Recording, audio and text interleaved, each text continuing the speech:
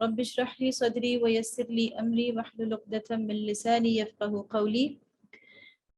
الحمدللہ کہ دور قرآن کے سلسلے کو ہم آگے بڑھا رہے ہیں، اور آج کے سبق سے پہلے ہم ہر دفعہ کی طرح اپنے اہداف پہ ایک نظر ڈالیں گے۔ ہم نے جن چیزوں کو اپنے سامنے اہمیت دیتے ہوئے ان کو اصولوں کے طور پر سامنے رکھا ہے، ان میں سے پہلی چیز یہ ہے کہ ہم نے قرآن کی تلاوت ضرور کرنی ہے، اور اسی لیے پورا قرآن کاپی پیسٹ کیا گیا ہے ان سلائیڈز کے اوپر۔ دوسری چیز جو ہمارا ٹارگٹ ہے وہ یہ کہ ہم نے ہر صورت کو الگ پہچاننا ہے، یعنی ہم صورت کو اس کے کی ورڈز کے ذریعے سے، کچھ الفاظ کے ذریعے سے ہر صورت کو پہچان سکیں۔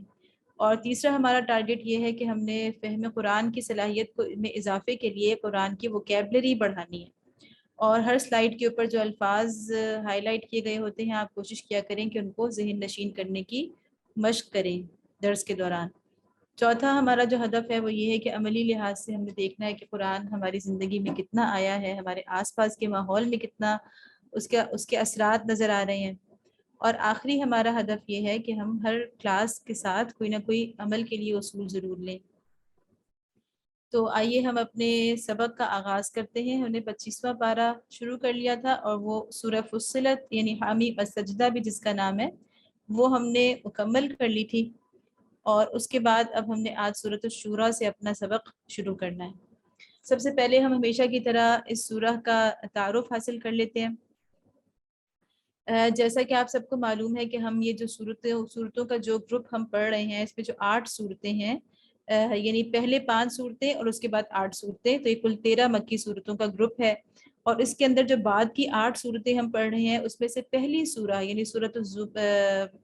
جو ہم نے پڑھی الزمر، اس کو چھوڑ کے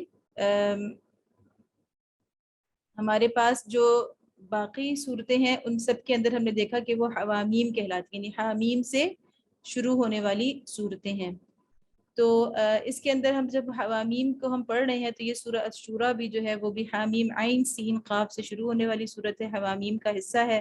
اور ان تمام ہی صورتوں کا جیسے ہم نے کہا کہ مضامین سے لگ رہا ہے کہ سورہ حامیم السجدہ جو ہم نے اس سے بالکل پہلے پڑھی ہے، اس کے فوراً بعد ہی یہ نازل ہوئی ہے، اور وہاں بھی ہم تفصیل سے دیکھ چکے تھے کہ کتابی ربط کے حوالے سے کہ یہ سورہ حامیم السجدہ کا بالکل جوڑا ہے، یعنی اس میں حامیم السجدہ میں جس موضوع کا آغاز کیا گیا ہے، سورۃ الشورى اسی موضوع کو آگے بڑھا رہی ہے۔ بلکہ ہم نے دیکھا تھا کہ یہ 4 صورتیں یعنی الزمر، المؤمن اور حامیم السجدہ اور شورى، یہ ہم نے دیکھا تھا کہ ان 4 صورتوں کا بہت زبردست ایک تعلق ہے اور ایک سب گروپ بن رہا ہے، جس کے اندر پہلی 2 صورتیں جو ہیں وہ انفرادی سطح پر توحید عملی کا درس دے رہی ہیں کہ اپنی عملی زندگی میں توحید کیسے لے کر آنی ہے، اپنی انفرادی عملی زندگی میں۔ اور بعد کی جو 2 صورتیں ہیں حامیم السجدہ اور شورى، وہ ہمیں آس پاس کی زندگی میں، اپنی اجتماعی زندگی میں جو ہمیں توحید کو لے کر آنا ہے اس کا ہمیں بتا رہی ہیں کہ اس کے لیے آپ کو پہلا مرحلہ کیا ہوگا، دوسرا مرحلہ کیا ہوگا، اور کس طریقے سے آپ توحید کا نظام قائم کر سکتے ہیں، اپنے آس پاس آپ اللہ کی توحید کو قائم کر سکتے ہیں۔ تو یہی اس کا کتابی ربط ہے کہ حامیم السجدہ اور الشورى دونوں کے اندر اجتماعی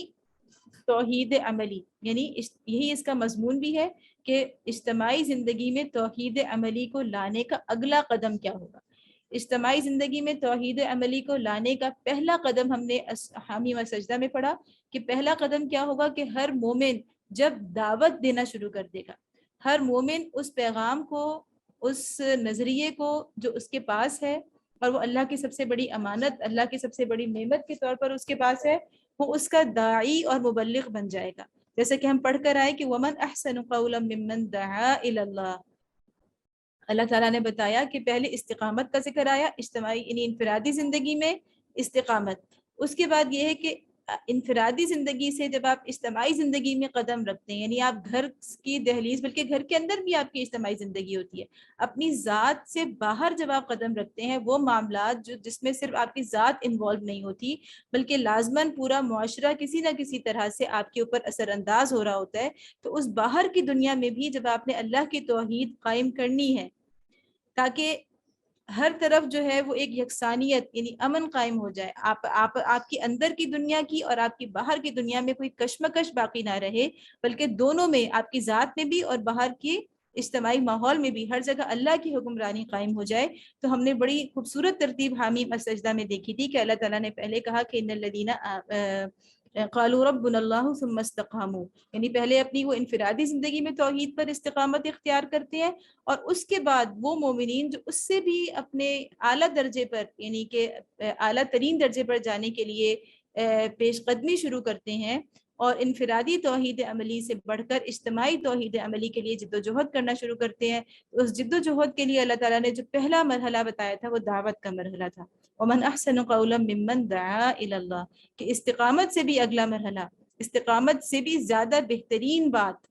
ایک وہ شخص جو اپنی ذات میں استقامت کے لیے بیٹھا ہے، ڈٹا ہوا ہے، جمع ہوا ہے اپنی ذاتی زندگی کے اندر اللہ کی بندگی پر، بہت بڑا مقام ہے یہ بھی. لیکن اس سے بھی بڑا مقام یہ ہے کہ اب وہ اپنی ذات سے باہر بھی اللہ کی حکمرانی قائم کرنا چاہتا ہے. تو اس کے لیے پہلا مرحلہ اللہ تعالیٰ نے ہمیں سورہ حامیم السجدہ میں بتا دیا تھا کہ پہلا مرحلہ ہے دعوت کا مرحلہ،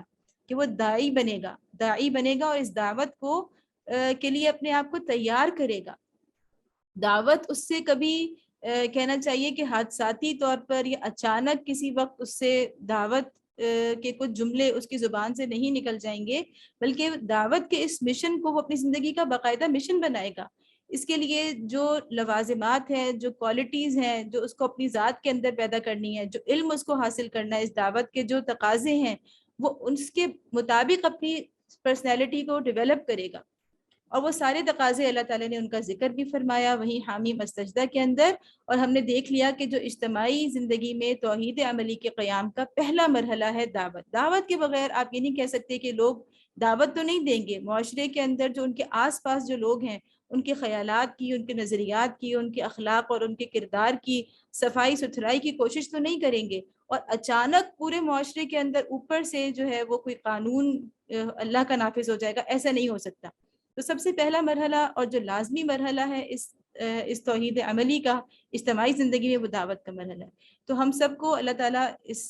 دعوت کے مشن کے لیے اپنے آپ کو اس کے کہنا چاہیے کہ اس کے سپرد کرنے کی اور اس دعوت کے مشن کو پورے شعور کے ساتھ اختیار کرنے کی توفیق عطا فرمائیں. اب اگلی سورہ جو سورہ الشورى ہے، اس کے اندر اللہ تعالیٰ بتا رہے ہیں کہ اگر سارے مومن یا مومنوں کی ایک بڑی تعداد یا ایک خاطر خواہ تعداد بھی ذاتی طور پر داعی بن جائے، یعنی سب دعوت دینے لگ جائیں، اللہ کے دین کی تبلیغ کرنے لگ جائیں، واعظ اور نصیحت کرنے لگ جائیں، تو بھی توحید عملی قائم نہیں ہو سکتی. ٹھیک ہے، دعوت اس کا ایک لازمی مرحلہ ضرور ہے، لیکن اس دعوت کے بعد کوئی اگلا مرحلہ بھی ہے جس کے بعد ہی جو معاشرہ ہے اس کے اندر اللہ کی توحید قائم ہوگی. اور وہ جو اگلا مرحلہ ہے وہ کیا ہے، وہ اس سورۃ الشورى کے اندر بتایا جا رہا ہے. تو ایک بہت ہی خوبصورت ترتیب ہے ان دونوں صورتوں کے اندر. وہ اگلا مرحلہ ہے اقامت دین کا، جس کا ذکر اس سورہ کے اندر آیا ہے، اور یہ واحد قرآن کا مقام ہے جہاں پہ اللہ تعالیٰ نے ان اقیم الدین کی اصطلاح استعمال فرمائی ہے. اور ساتھ ہی اللہ تعالیٰ نے پھر اجتماعیت کے اصول بتا دیے ہیں کہ جو اجتماعی کوئی تنظیم یا تحریک یا جو بھی اجتماعیت ہوگی، جو اقامت دین کے لیے اجتماعی جدوجہد جو لوگ کریں گے، تو ان کو کس طرح سے کن اصولوں کے مطابق چلنا ہوگا، اپنی اجتماعیت کو کن اصولوں کے مطابق لے کر چلنا ہوگا. اور جب وہ نظام قائم بھی ہو جائے گا، یعنی بطور ریاست کے، وہ اللہ کی جو کبریائی ہے یا اللہ کی توحید جو ہے وہ ایک نظام کی شکل میں قائم ہو جائے گی، تو وہ بھی ایک اجتماعیت ہے. پورے مسلمانوں کی الجماعہ اگر بن جائے تو بھی اس الجماعہ کو کس طرح سے کن اصولوں کو فالو کرنا ہوگا. تو الجماعہ ہو یا جماعت ہو، ٹھیک ہے، الجماعہ وہ ہے جو سارے مسلمان ایک الجماعہ ہیں. اور اگر الجماعہ جو ہے وہ پوری طرح سے قائم نہیں ہے، یا الجماعہ یہ کہہ لیں کہ الجماعہ تو ظاہر موجود ہے، لیکن الجماعہ اگر آپ یہ کہہ لیں کہ وہ مسلمان تو موجود ہیں دنیا کے اندر ایک اجتماعی شکل میں، لیکن وہ اجتماعی طور پر ان کا جو نظام ہے، جو اللہ نے ان کو جو اجتماعی نظام دیا ہے، وہ قائم نہیں ہے اپنی شکل میں. تو اس کے لیے، اس کو برپا کرنے کے لیے مسلمان جدوجہد کریں گے. ان کو اجتماعی طور پر دعوت کے بعد انہیں کیا کرنا ہوگا، متحد ہو کر، منظم ہو کر، اجتماعی شکل میں چھوٹی چھوٹی جماعتیں بنا کر، چھوٹی بڑی ہر طرح سے جس کو جو طریقہ اور راستہ سمجھ میں آئے، لیکن اجتماعی جدوجہد بہرحال ضروری ہوگی. تب جا کے وہ آخری جو منزل ہے توحید عملی کی، کہ اللہ کا نظام عدالتوں میں بھی آ جائے، اللہ کا نظام پارلیمنٹ میں بھی آ جائے، اللہ کا نظام میڈیا اور ٹیلی ویژن اور سوشل میڈیا کے اوپر بھی آ جائے، اور اللہ کا نظام جو ہے وہ تعلیمی اداروں کے اندر بھی آ جائے، اللہ کا نظام بینکوں کے اندر بھی آ جائے۔ تو یہ کب ہوگا؟ جب مسلمان دعوت کے بعد اگلا مرحلہ جو اجتماعی جدوجہد کا ہے اس کو اختیار کریں گے۔ تو یہ دراصل سورۃ الشورى کا مرکزی مضمون ہے، چونکہ بہت اہم سورہ ہے اس لیے اس کے تعارف میں تھوڑا سا میں نے وقت لیا۔ اس کا جو خاص مضمون ہے ایک اور خاص مضمون اس میں جو بیان کیا گیا ہے وحی کی حقیقت ہے۔ یہ ایک سورہ ایسی ہے جس کے اندر اللہ تعالیٰ نے وحی کی حقیقت اور جو وحی کے مختلف شکلیں ہیں ان کا ذکر فرمایا ہے، اور جو کلیدی الفاظ ہیں وہ ظاہر ہے کہ جو مرکزی مضمون ہے اس کے لحاظ سے اگر آپ دیکھ لیں، اقیم الدین، یہ لفظ قرآن میں ایک ہی مرتبہ، یہ اصطلاح قرآن میں ایک ہی مرتبہ استعمال ہوئی ہے، وہ اس سورہ کے اندر استعمال ہوئی ہے، وہی اس کا کی ورڈ ہے۔ دوسرا جو اجتماعیت کے اوصاف اللہ نے بتایا کہ مسلمانوں کی جو اجتماعیت ہوتی ہے، جو اسلامی نظام یا اللہ کی حکمرانی یا توحید عملی جو بھی آپ اسے کہہ لیں، اس کو قائم کرنے کے لیے بنتی ہے، تو وہ کیسی اجتماعیت ہوتی ہے؟ کیسے آپ پہچانیں گے کہ ہاں یہ اجتماعیت جو ہے وہ اسلامی اصولوں کے مطابق ہے؟ تو اللہ تعالیٰ نے وہ اصول بتا دیے ہیں ہمیں۔ اجتماعیت کوئی بھی منظم آپ جدوجہد کریں کہ آپ کی اجتماعیت کو کن اصولوں پر بننا چاہیے، تو اسی کے حوالے سے اللہ نے ذکر کیا ہے ان اصولوں کا، وہ امرہم شورا بینہم، کہ ان کے جو فیصلے ہوتے ہیں وہ آپس میں مشورے سے ہوتے ہیں۔ یہ اسلامی اجتماعیت کا ایک بنیادی اصول ہے۔ اور تیسرا کلیدی ورڈ یا کی ورڈ جو ہے وہ آپ لے سکتے ہیں جو وحی کا جو اس میں خاص مضمون آیا ہے اس کے حوالے سے، کہ اوحینا یا وحین، یہ بھی اس کے اندر الفاظ آئے ہیں۔ آپ کسی بھی ایک یا دو الفاظ کے ذریعے سے، اصطلاحات یا فریزز کے ذریعے سے آپ اس سورہ کو یاد رکھ سکتی ہیں۔ اب ہم سورہ کی تلاوت شروع کرتے ہیں۔ اعوذ باللہ من الشیطان الرجیم، بسم اللہ الرحمن الرحیم، حامیم عین سین قاف، كذلك يوحي إليك وإلى الذين من قبلك الله العزيز الحكيم، اسی طرح غالب و حکیم تمہاری طرف اور تم سے پہلے گزرے ہوئے رسولوں کی طرف وحی کرتا رہا ہے۔ تو اللہ تعالیٰ فرما رہے ہیں، یعنی شروع ہی کیسے ہو رہی ہے کہ یہ اللہ کی طرف سے وحی کی گئی ہے، یوحی الیکا۔ تو وحی کا جو لفظی معنی ہے، ڈکشنری جو لٹرری اس کا میننگ ہے وہ ہوتا ہے اشارہ سریع اور اشارہ خفی، یعنی ایسا اشارہ جو بہت زیادہ چھپا ہوا بھی ہو، بالکل مخفی، یعنی سب سے پوشیدہ۔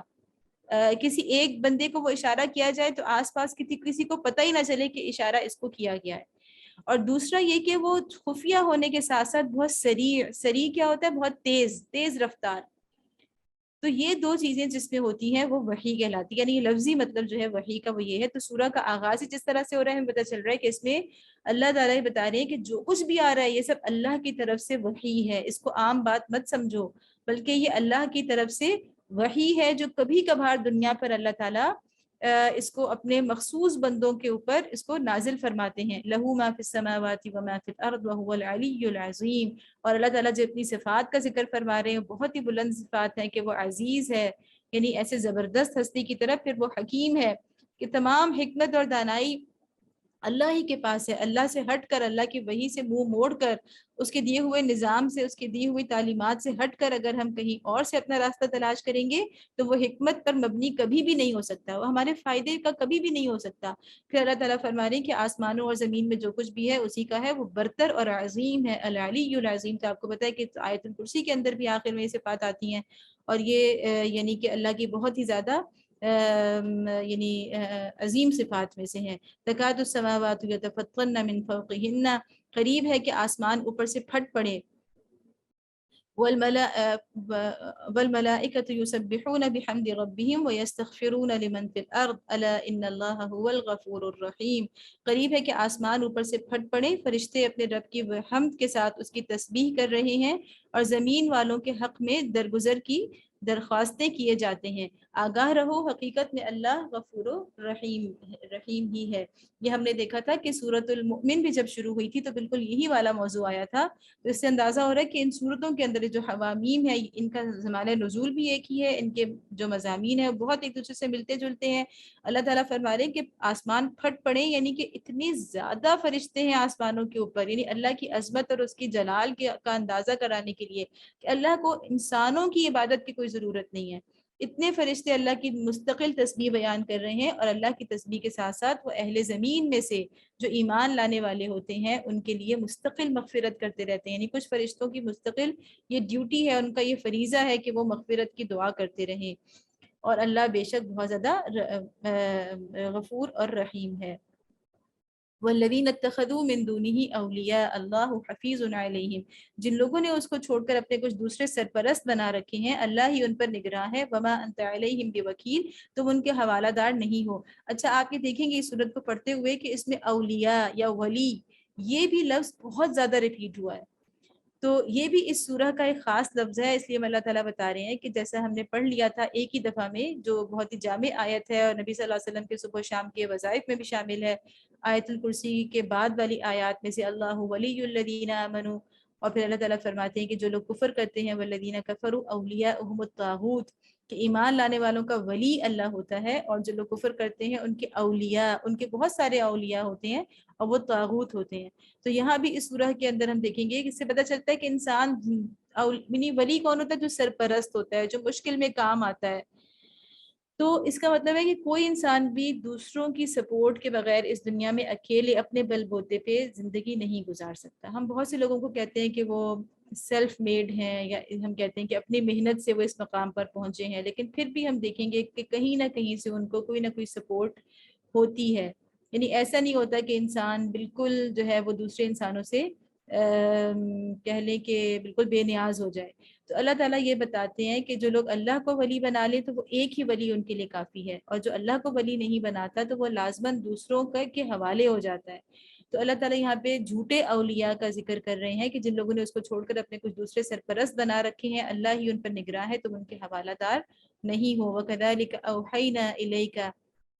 قرآن عربی۔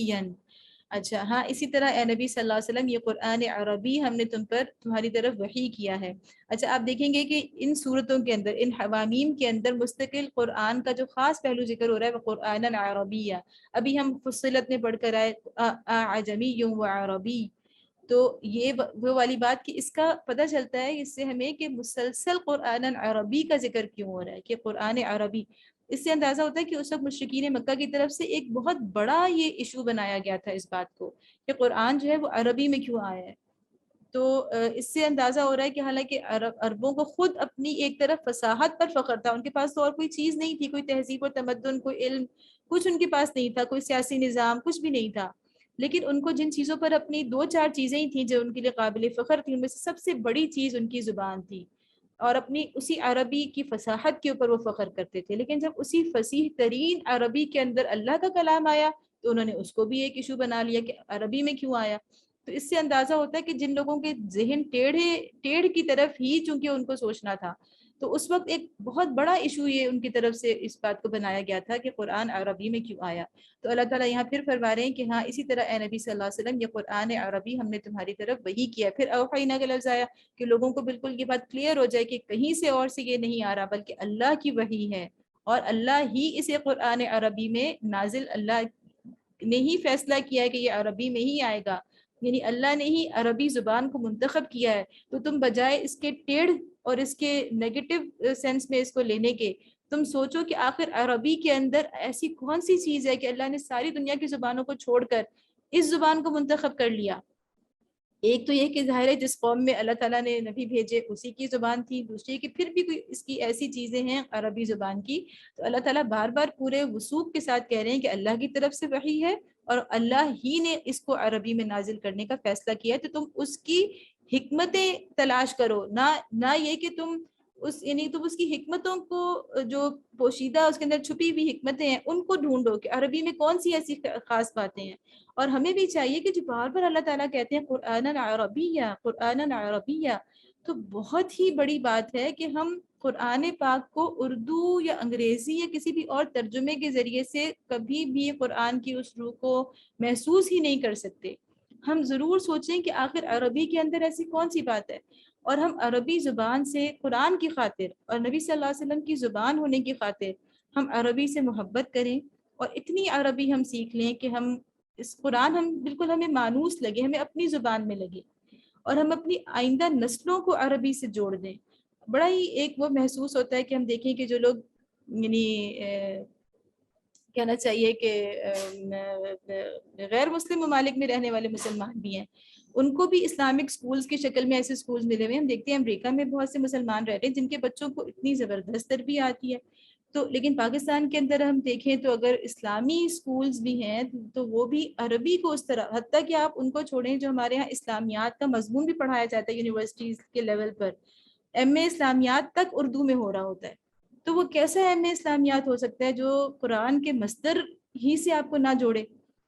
تو اس لیے عربی کو سمجھنا، عربی کو اپنے کلچر کا حصہ بنانا، عربی کے کلچر کو پروموٹ کرنا. اگر ہمارے بچے انگلش کے کارٹونز دیکھ سکتے ہیں، انگلش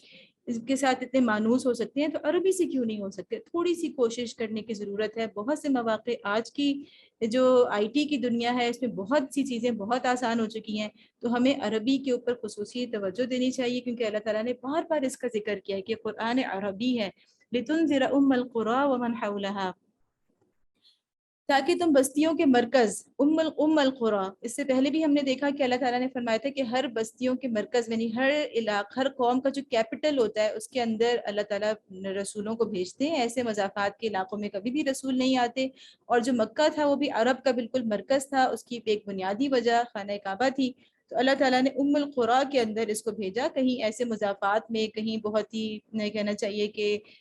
بیابان میں اللہ تعالیٰ نے اس کو نہیں بھیجا، بلکہ جہاں پہ سب سے بڑا عالمی یعنی پورے عرب کا جہاں پر اجتماع ہوتا تھا ہر سال، اور عکاظ کا میلہ لگتا تھا، حج کا اجتماع ہوتا تھا، تو اللہ نے اس مرکز کے اندر اس قرآن کو نازل فرمایا تاکہ دنیا اس سے، پوری دنیا اس سے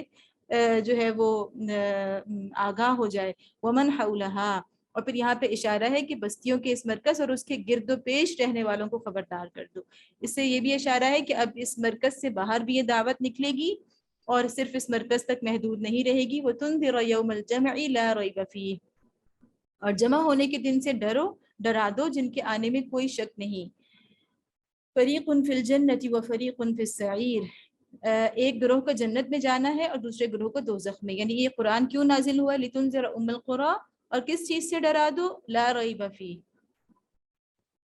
اس دن سے. یوم الجمع، کس چیز سے ڈرا دو؟ اس دن سے ڈرا دو جو جمع ہونے کا دن ہے، جس کے آنے میں کوئی شک نہیں. تو قرآن کا اصل مقصد کیا ہے؟ انذار.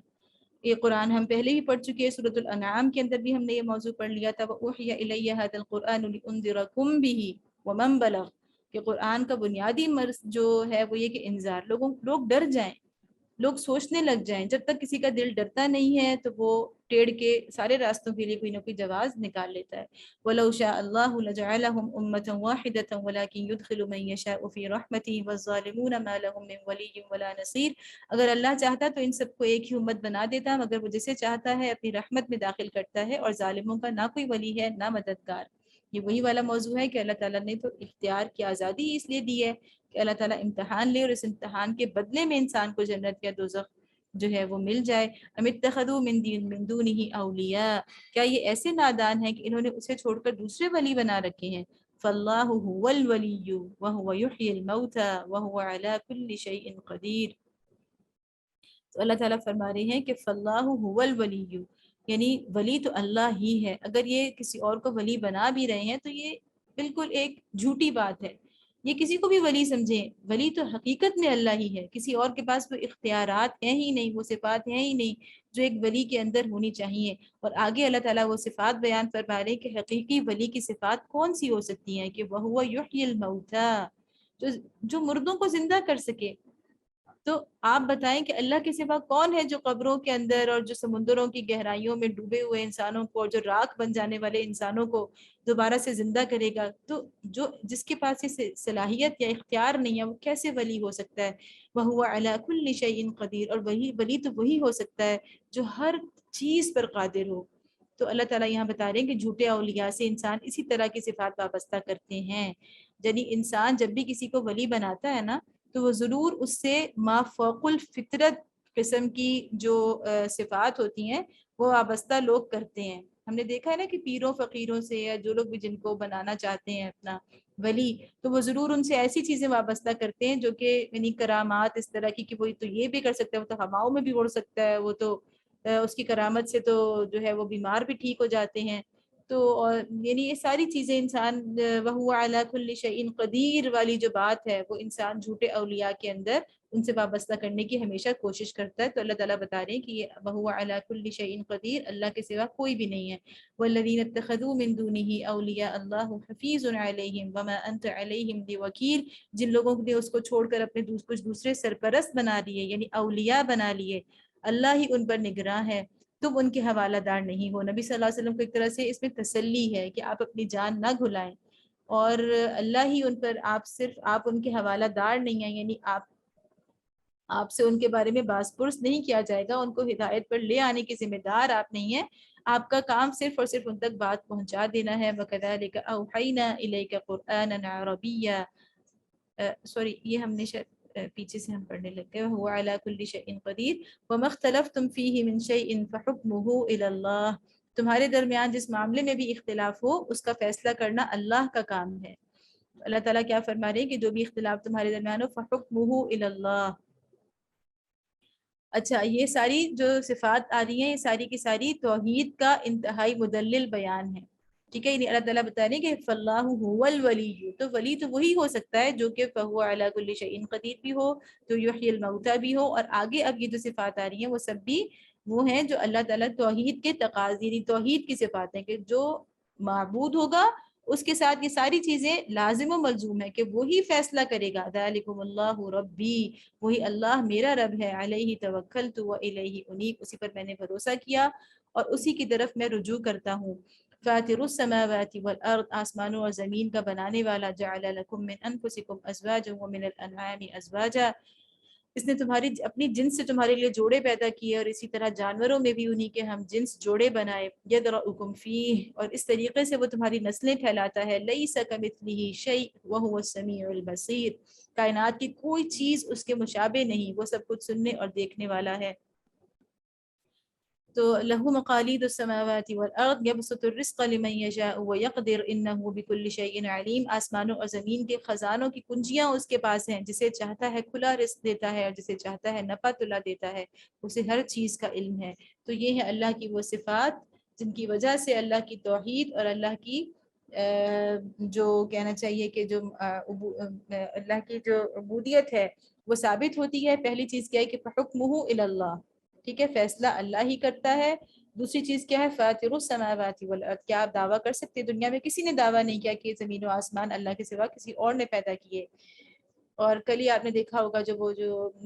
ناسا کی جو ایک ٹیلیسکوپ نے کل جو نئے انکشافات کیے ہیں وہ تو بہت ہی زبردست ہیں. وہ اس وقت سے علامہ اقبال کا وہ شعر کل رات سے ذہن میں آ رہا ہے کہ جو انہوں نے فرمایا تھا کہ یہ کائنات ابھی ناتمام ہے، شاید کہ آ رہی ہے دمادم صدائے کن فیکون. تو یعنی کیا ثابت ہو رہا ہے کہ وہ جو انہوں نے تصویر لی ہے اس ٹیلیسکوپ نے کہ 13 ارب سال جو ہے وہ کم از کم پرانی ہے یہ کائنات، اور نئے نئے راز، یعنی انسان اس وقت اصل میں سارا کچھ جو اتنے یعنی کہنا چاہیے کہ اربوں ڈالر ایک ٹیلیسکوپ کے اوپر جو خرچ کر رہا ہے اس وقت امریکہ،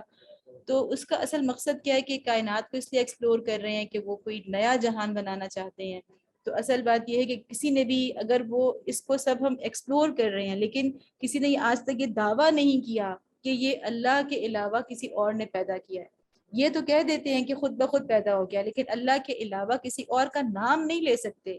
دعوے سے نہیں کہہ سکتے، چیلنج نہیں کر سکتے کہ ہاں یہ اس ہستی نے پیدا کیا ہے. تو یہ اتنی بڑی حقانیت ہے کہ جو ہم پورے ثبوت کے ساتھ کہتے ہیں کہ فاطر السماوات والارض.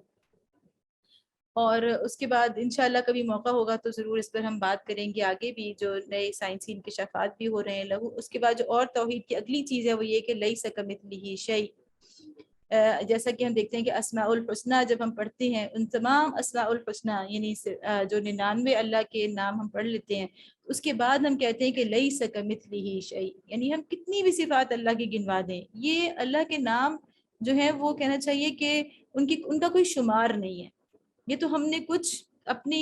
ذہن کے مطابق اور جتنی اللہ نے اپنے کلام کے اندر ہمیں بتائے یہ ہم سوچ سکتے ہیں، سمجھ سکتے ہیں اپنے فہم کے مطابق، وہ ہم نے شمار کر لیے. لیکن اصل بات یہ ہے کہ لیس کمثلہ شیء، کہ اس کے مثل جیسا بھی کوئی نہیں ہے. تو مفسرین یہ کہتے ہیں کہ یہ انتہائی مبالغہ کا انداز ہے کہ اس جیسا کوئی نہیں کے بجائے یہ کہا گیا کہ اس کے مثل جیسا بھی کوئی نہیں ہے. یعنی اگر اس کا کوئی مثل ہوتا تو اس جیسا بھی کوئی نہ ہوتا. اس سے زیادہ اللہ کی شان میں یعنی بہت ہی بہترین جملہ ہے لیس کمثلہ شیء وہو السمیع البصیر. اور آخری چیز یہ کہ لہ مقالید السماوات والارض, کنجیاں اس کے پاس ہیں, وہ جس کو چاہتا ہے رزق کھلا دیتا ہے, جس کو چاہتا ہے نفع تلا دیتا ہے. تو آپ یہ بتائیے کہ کوئی ہے جو ان چیزوں کے بارے میں جس کا فیصلہ اٹل ہو؟ کوئی کہہ سکتا ہے کہ میں لازماً جو ہے وہ اتنا کما لوں گا, یا اتنے سالوں کے بعد میرا بینک بیلنس لازماً اتنا ہوگا؟ کوئی اس بات کی گارنٹی دے سکتا ہے؟ تو یہی والی بات ہے کہ انسان اپنے آپ کو بے بس محسوس کرتا ہے. زمین و آسمان کی ساری چابیاں کنجیاں اللہ کے پاس ہیں. اب وہ آیت آ رہی ہے جو اس سورہ کا جو مرکزی مضمون ہے قرآن کی, ایک بہت ہی شاندار آیت ہے. شرع لکم من الدین ما وصى به نوحا والذی اوحینا الیک وما وصینا به ابراہیم وموسى وعیسى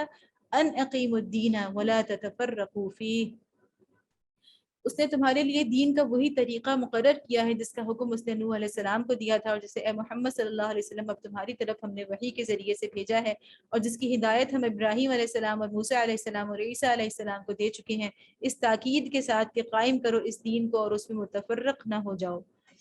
تو یہاں پر ہم تھوڑا سا اس کے لفظی اعتبار سے غور کر لیتے ہیں. آیت شروع ہوئی ہے شرع لکم. شرع کا مطلب ہے, لغوی معنی ہوتا ہے راستہ بتانا, ٹھیک ہے, یعنی کسی کے لیے راستہ ہموار کرنا, اس کو بتانا کہ یہ راستہ ہے. اصطلاحی معنی میں اسے کہا جاتا ہے یعنی طریقہ یا ضابطہ یا قاعدہ مقرر کرنا, یعنی کہ کوئی کام آپ کو کرنا ہے. جیسے آپ کچن میں کھانا بناتے ہیں تو آپ کچھ رولز کو فالو کرتے ہیں نا, کہ پہلے پیاز کرنے ہیں, سیٹنگ چیزوں کی ایسی ہوگی. تو آپ کے کمرے کے کچھ رولز ہوتے ہیں, آپ کے کچن کے کوئی رولز ہوتے ہیں, آپ کے سونے جاگنے کے.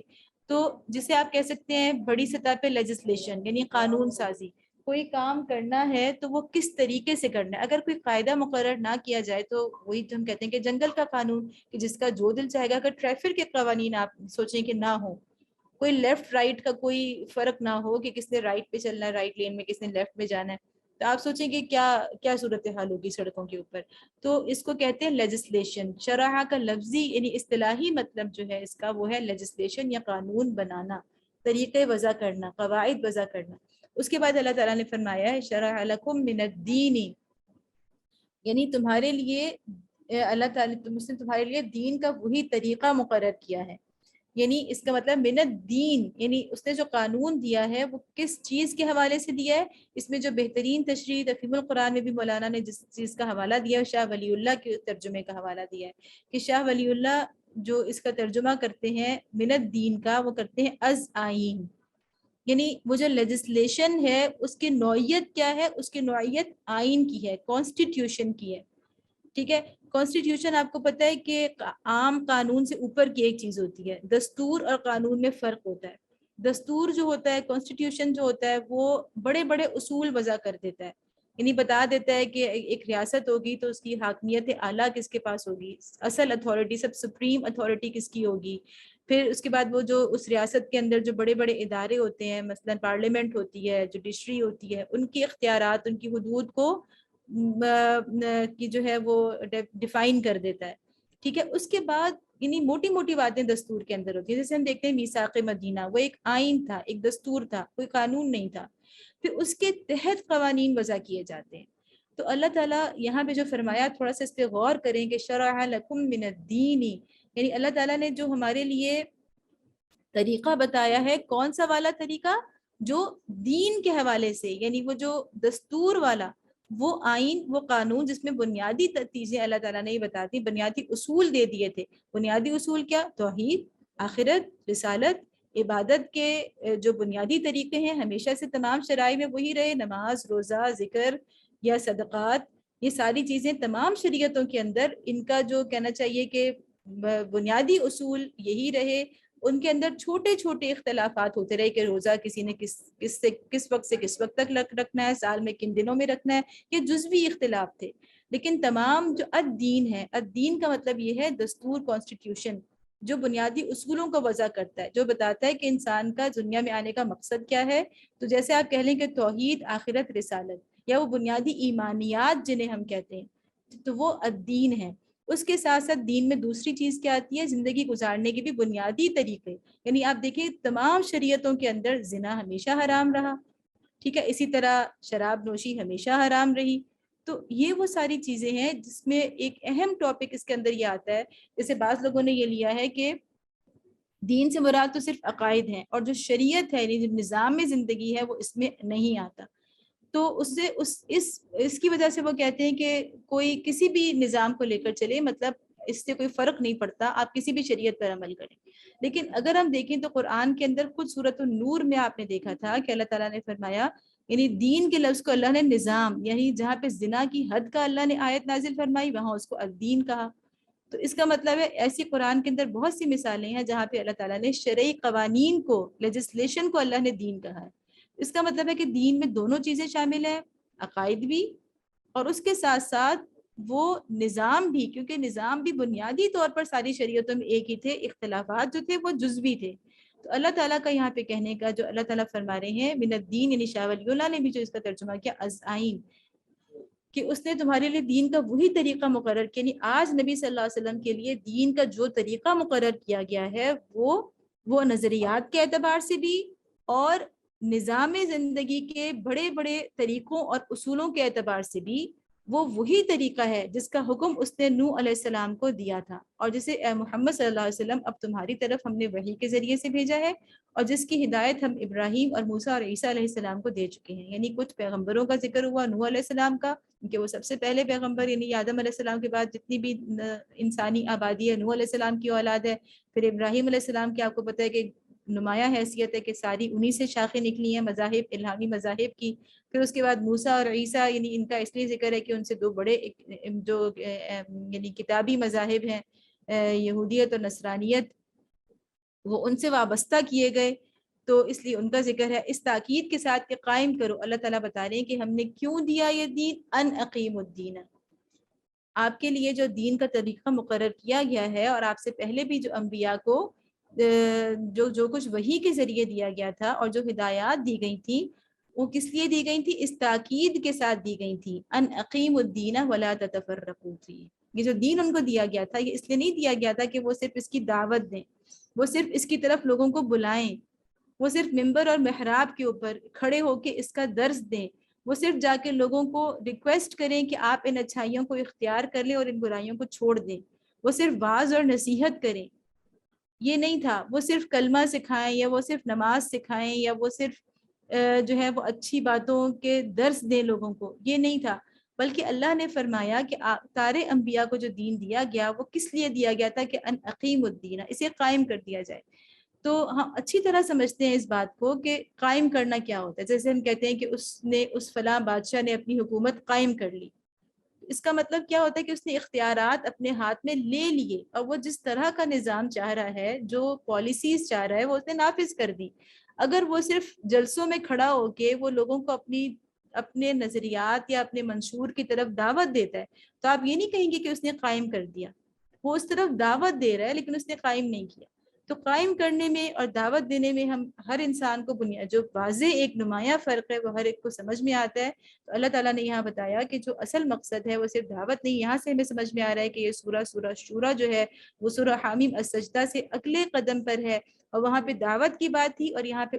اس سے اگلا سٹیپ ہے کہ دعوت ایک لازمی مرحلہ ہے، لیکن جب دعوت ایک خاص حد تک پہنچ جائے اس کے ساتھ ضروری ہے کہ وہ اختیار اور وہ نظام قائم کرنے کے لیے بھی جدوجہد کی جائے، اس لیے کہ انبیاء کا مشن بھی یہی تھا، اور انبیاء کی امتوں کا مشن ہمیشہ وہی ہوتا ہے جو انبیاء کا مشن ہوتا ہے،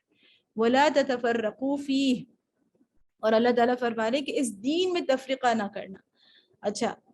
قیم الدین کا تو ہم نے دیکھ لیا کہ یعنی یہ پتہ چل گیا ہمیں کہ یہ لا محالہ دعوت سے الگ چیز ہے، ٹھیک ہے۔ عقیم الدین کا مطلب ہے قائم کرنا اور قائم رکھنا، دونوں اس میں مفسرین نے لکھا ہے کہ قائم کرنا بھی اس میں ہے، قائم رکھنا بھی ہے۔ مثلا اگر اسلامی نظام قائم ہے تو بھی آپ کو ضرورت ہوگی کہ آپ اسے قائم رکھنے کی کوشش کریں، کہیں کوئی خرابی پیدا ہو رہی ہے تو ایک جماعت ہو جو کہ اس کے اندر اندرونی خرابیوں کی اصلاح کے لیے لگی رہے، اور اگر قائم نہیں ہے تو اسے قائم کرنا ہے۔ تو قائم کرنا اور قائم رکھنا دونوں اس میں شامل ہیں، اور یہ انبیاء کو جو دین دیا گیا، جو تعلیمات دی گئی، جو وحی دی گئی، اس کا اصل مقصد اس آیت میں اللہ تعالیٰ نے بیان فرما دیا کہ صرف دعوت اور تبلیغ نہیں ہے، صرف ڈرائنگ روم میں بیٹھ کے دروس نہیں دینے، صرف آن لائن لیکچرز نہیں کرنے، صرف قرآن کلاسز نہیں کرنی، بلکہ آپ نے عملاً اللہ کے دین کو نافذ کرنا ہے۔ اس کے لیے آپ کو میدان عمل میں نکلنا ہوگا، اور آگے آئے گا کہ وہ آپ کو کیسے کرنا ہے۔ اچھا ابھی ہم دیکھ رہے ہیں کہ ایک تو یہ بات ہو گئی کہ قائم رکھنا اور قائم کرنا جو ہے یہ لامحالہ دعوت سے ایک الگ چیز ہے، ٹھیک ہے، دعوت سے اوپر کی چیز ہے لامحالہ، آپ اس کو اور دعوت کو ایک نہیں کہہ سکتے۔ دوسری بات کیا، ولا تفرقوا فیہ، تفرقہ کیا ہوتا ہے؟ تفرقہ یہ ہوتا ہے کہ دین میں کوئی ایسی بات شامل کر کے اس کو کفر اور ایمان کا مدار ٹھہرا لینا، یعنی دین میں کوئی ایسی بات بنا لے اور اس کو کہیں کہ جو اس کو مانے گا تو وہ دین کے اندر ہوگا اور جو اس کو نہیں مانے گا وہ دین سے الگ ہو جائے گا، تو اسے تفریقہ کہا جاتا ہے۔ ٹھیک ہے، آپ اختلاف رائے تو ہو سکتی ہے لیکن دین کی جزیات پر الگ الگ کر لینا، اور دین میں کوئی ایسی بھی نہیں، دین میں تو اللہ تعالیٰ نے ہمیں بتا دیا کہ توحید، رسالت، آخرت یہ چیزیں ہیں، جو اللہ نے فرائض ہیں وہ واضح ہیں، جو حدود ہیں وہ واضح ہیں۔ اب ان فرائض یا حدود یا ان عقائد میں کے علاوہ کوئی ایسی بات لے آنا اپنی طرف سے کہ یہ بھی ان کو بھی فرض کی حیثیت دے دینا اور اس کو کہنا کہ جو اس کو نہ مانے وہ دین سے باہر ہے، تو یہ تفریقہ ہوتا ہے۔ ٹھیک ہے، جو چیزیں اللہ نے فرض کی ہیں، واجبات کی ہیں، جو حدود اللہ نے قائم کی ہیں، ان کے علاوہ کوئی شخص، کوئی گروہ، کوئی جماعت دین کے اندر کسی چیز کو اس طرح نہیں لا سکتی کہ وہ اس کی بنیاد پر جو ہے وہ اپنی حد بندیاں کرے اور کسی کو ہدایت، اپنے آپ کو ہدایت پہ کہے اور دوسرے جو اس کو نہیں مان رہے انہیں گمراہ فرقے کہے، تو یہ تفریقہ ہے اور یہی آج کل مسلمانوں کو لے ڈوب رہا ہے۔ مسجدیں ہماری الگ ہیں، ان کے اوپر باقاعدہ لکھا ہے کہ یہ اہل حدیث کی مسجد ہے، تو یا چلے ان میں تو کسی حد تک تو کچھ ایسے بھی ہیں کہ ٹھیک ہے صرف نام کی حد تک ہیں، سب کے لیے کھلی ہیں، لیکن بعض ایسی بھی ہیں جہاں پہ دوسروں کا آنا ہی منع ہے۔ اور پھر اس سے بھی بڑی بات اگر آپ دیکھیں، جو ہمارے ہاں جو تنظیمیں ہیں اس وقت جو مسلمانوں کے اندر کام کر رہی ہیں، ان میں بھی اگر آپ دیکھیں تو آپ کے جمع ہونے کی جو اصل وجہ ہے، اگر وہ کوئی مسلک یا کوئی فقہی مذہب جو ہے وہ اس کی بنیاد بن جاتا ہے، تو یہ بھی بہرحال اس درجے میں تو تفرقہ نہیں ہے کہ آپ دوسرے کو کافر کہہ رہے ہیں، ایسی بات نہیں ہے۔ میں یہ نہیں کہوں گی کہ یہ وہ والا تفرقہ ہے، وہ دوسرے کو کافر تو نہیں کہہ رہے، لیکن بہرحال اللہ کا دین اس بات کا تقاضا کرتا ہے کہ آپ مذہبی، یعنی آپ جو فقہی اختلافات ہیں یا مسلکی اختلافات ہیں ان سے بلند ہو کر اجتماعیتیں بنائیں، ان سے بلند ہو کر آپ جماعتیں بنائیں۔ ٹھیک ہے، اگر آپ نے ملنا ہے، اکٹھے ہونا ہے، ہاتھ میں ہاتھ ڈال کے اللہ کے دین کی اقامت کے لیے کام کرنا ہے، تو پھر آپ کو ان فقہی اور ان مسالک کے اختلافات سے بہت بلند ہو کے صرف دین کو پکڑنا ہوگا۔ اور ہم یہ سب سمجھتے ہیں کہ الدین میں حنفی مسلک، شافعی مسلک، اہل حدیث مسلک یہ شامل نہیں ہے، یہ تو زیات ہیں، یہ سب اپنی اپنی جگہ ٹھیک ہیں، لیکن یہ الدین نہیں ہے۔ تو اسلامی اجتماعیت جو اقامت دین کے لیے کام کرے گی اس کو لازماً ان فقہی مسالک سے بہت بلند اور بالا تر ہونا چاہیے، ورنہ وہ الدین کی خدمت نہیں کر پائے گی، وہ اقامت دین نہیں کر پائے گی، وہ اپنے فقہی مسلک کو قائم کرے گی۔ اس کی کوشش کیا ہوگی کہ اپنے فقہی مسلک کو قائم کرے، جبکہ اللہ کے دین کا تقاضا یہاں پر کیا سامنے آ رہا ہے کہ اقیم الدین، دین کو قائم کرو۔ اور الحمدللہ ہماری کوئی جماعت بھی یہ دعویٰ نہیں کرتی کہ ان کا جو فقہی مسلک ہے وہ الدین ہے، لیکن پھر آپ جماعتیں بھی الگ الگ نہ بنائیں، ہم سب کو اکٹھا ہو کے، متحد ہو کے، سارے فقہی مسالک سے بالاتر ہو کے اپنے اپنے فقہی مسلک کو ضرور فالو کریں، ضرور کریں، اس پہ کوئی حرج نہیں ہے، لیکن اقامت دین کی جب بات آئے تو پھر ہم سب ایک ہو جائیں۔ تو یہ اصل چیز ہے جس کی وجہ سے مسلمان اس وقت جو ہے وہ کہہ لیں کہ جن دشواریوں کا، جن ذلت اور پستی کا شکار ہیں، یا امت مسلمہ اس وقت کوئی مخلص لیڈر ڈھونڈ رہی ہے اپنے آس پاس اور اس کو کہیں نظر نہیں آ رہا، اور اس کو دینی جماعتوں کی طرف سے بھی اسی وجہ سے مایوسی ہے کہ یہ اقامت دین کے بجائے اپنے بعض اوقات اپنے فقہی مسالک کے جھنڈے بلند کرنے کی جدوجہد میں پڑے ہوئے ہیں، تو یہ چیز بھی مسلمانوں کے لیے اور بہرحال بڑھ کے اسلام کے لیے بہت بڑے نقصان کا باعث بن رہی ہے۔ ہمیں اللہ تعالیٰ نے اقامت دین کا مشن دیا ہے جو کہ انبیاء کا مشن ہے، اور ہم سب کو اس کے لیے ہر طرح کے جو ہمارے فقہی یا مسلکی اختلافات ہیں ان کو بالاتر رکھ کر ایک ہونا ضروری ہے۔ کبر علی المشرکین ما تدعوہم الیہ،